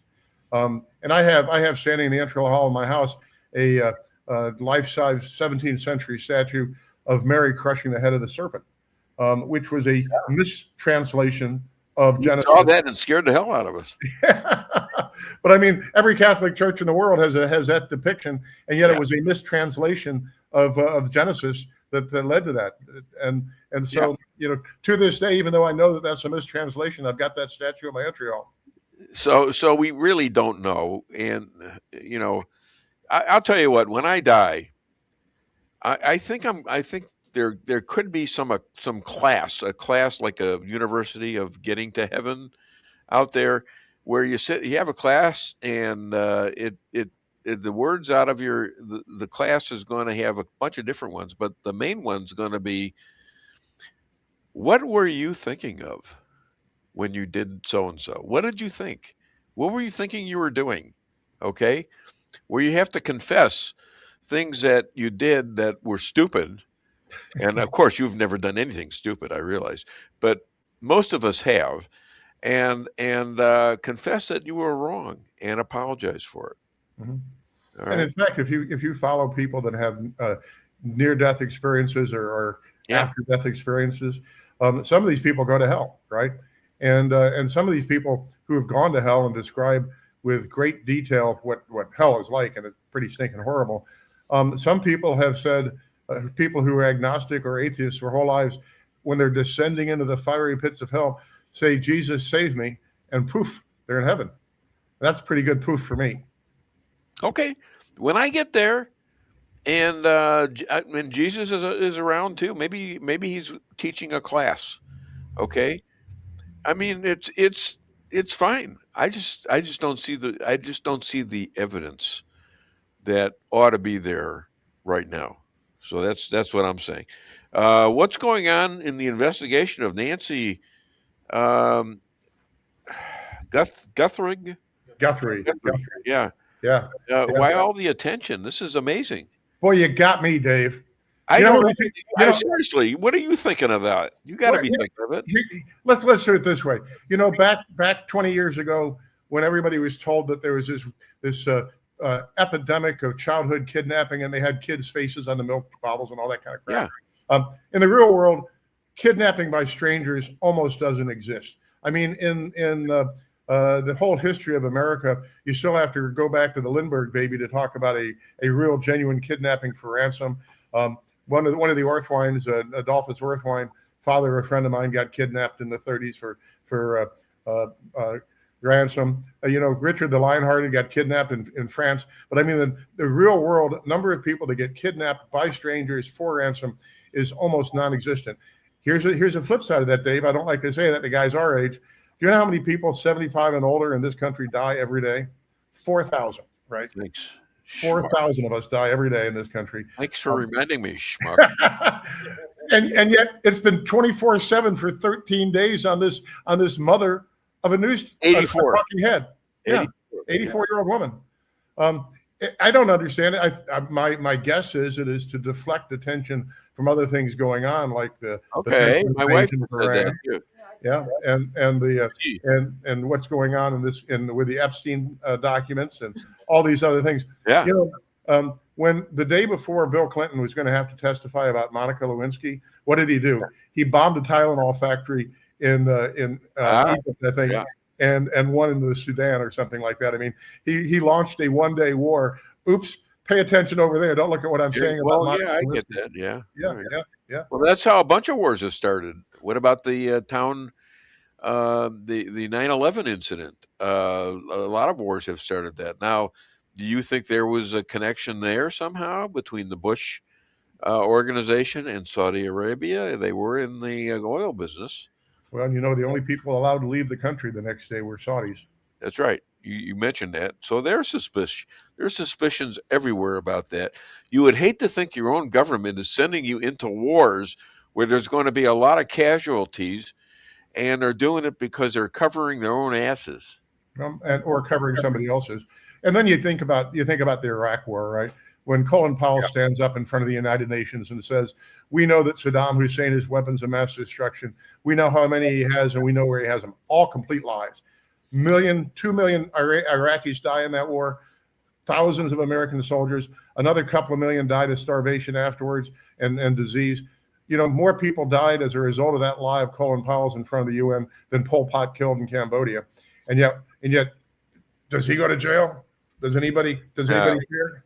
I mean, that's what's so frustrating to people on my end of the political spectrum is you got all these people in D.C. that commit these horrible atrocities, either stealing billions of dollars or killing people or causing wars with a huge loss of human life and agony going on to this day after we've destroyed the governments of Afghanistan and Iraq. And no one goes to jail. No one gets their head cut off in this country. Saddam Hussein gets hung by a mob, and the guy that caused that to happen under a complete lie is lives out his retirement in splendor. What's his name? The Dick Cheney didn't go to jail. What's his name? Secretary of Defense. I'm glitching on right now, even though I was accused of being him one time. Yeah, Rumsfeld. Yeah, Don Rumsfeld. Yeah, I'll tell you this quick story.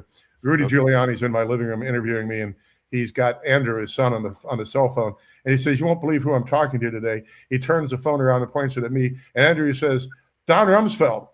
Oh God. See, people. You're a star. Yeah. So Candace Owens is practically indicting Erica Kirk.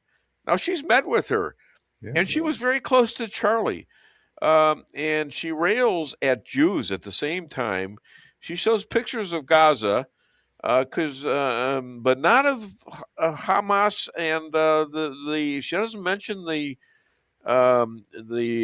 7 or whatever it is, October the 23rd. Thing as anything, but she just doesn't think it existed, sort of like you in a way, and that everything the Israelis have done is horrible, and they ought to kill all the Jews. I mean, seriously, she's a Zionist this, Zionist that, and they're all evil. So what does that mean? Now I'm beginning to wonder if she had the hots for Charlie. And and she's bitter. Well, I don't know what her motivation is. I can say this totally outside of anything that Candace Owens says. If you just look at Erica Kirk, I mean, the stuff that she says that she was saving herself for Charlie Kirk, and she never had sex before, and she didn't drink, and she didn't date. All this stuff is objectively, and obviously false. How do you know? Did you know this personally? No, she was on television. There's all kinds of video. I know that. I mean, it's ludicrous to pretend. But she said all that. She said that, really? Yeah. Wow. And then it turns out that she either was or wasn't living in China. Charlie Kirk said that she was living in China for 6 months. She says, "Oh, I was there for a weekend one time." That she was running an orphanage, which might be a child trafficking organization in Romania. What's this teenager doing in Romania, right?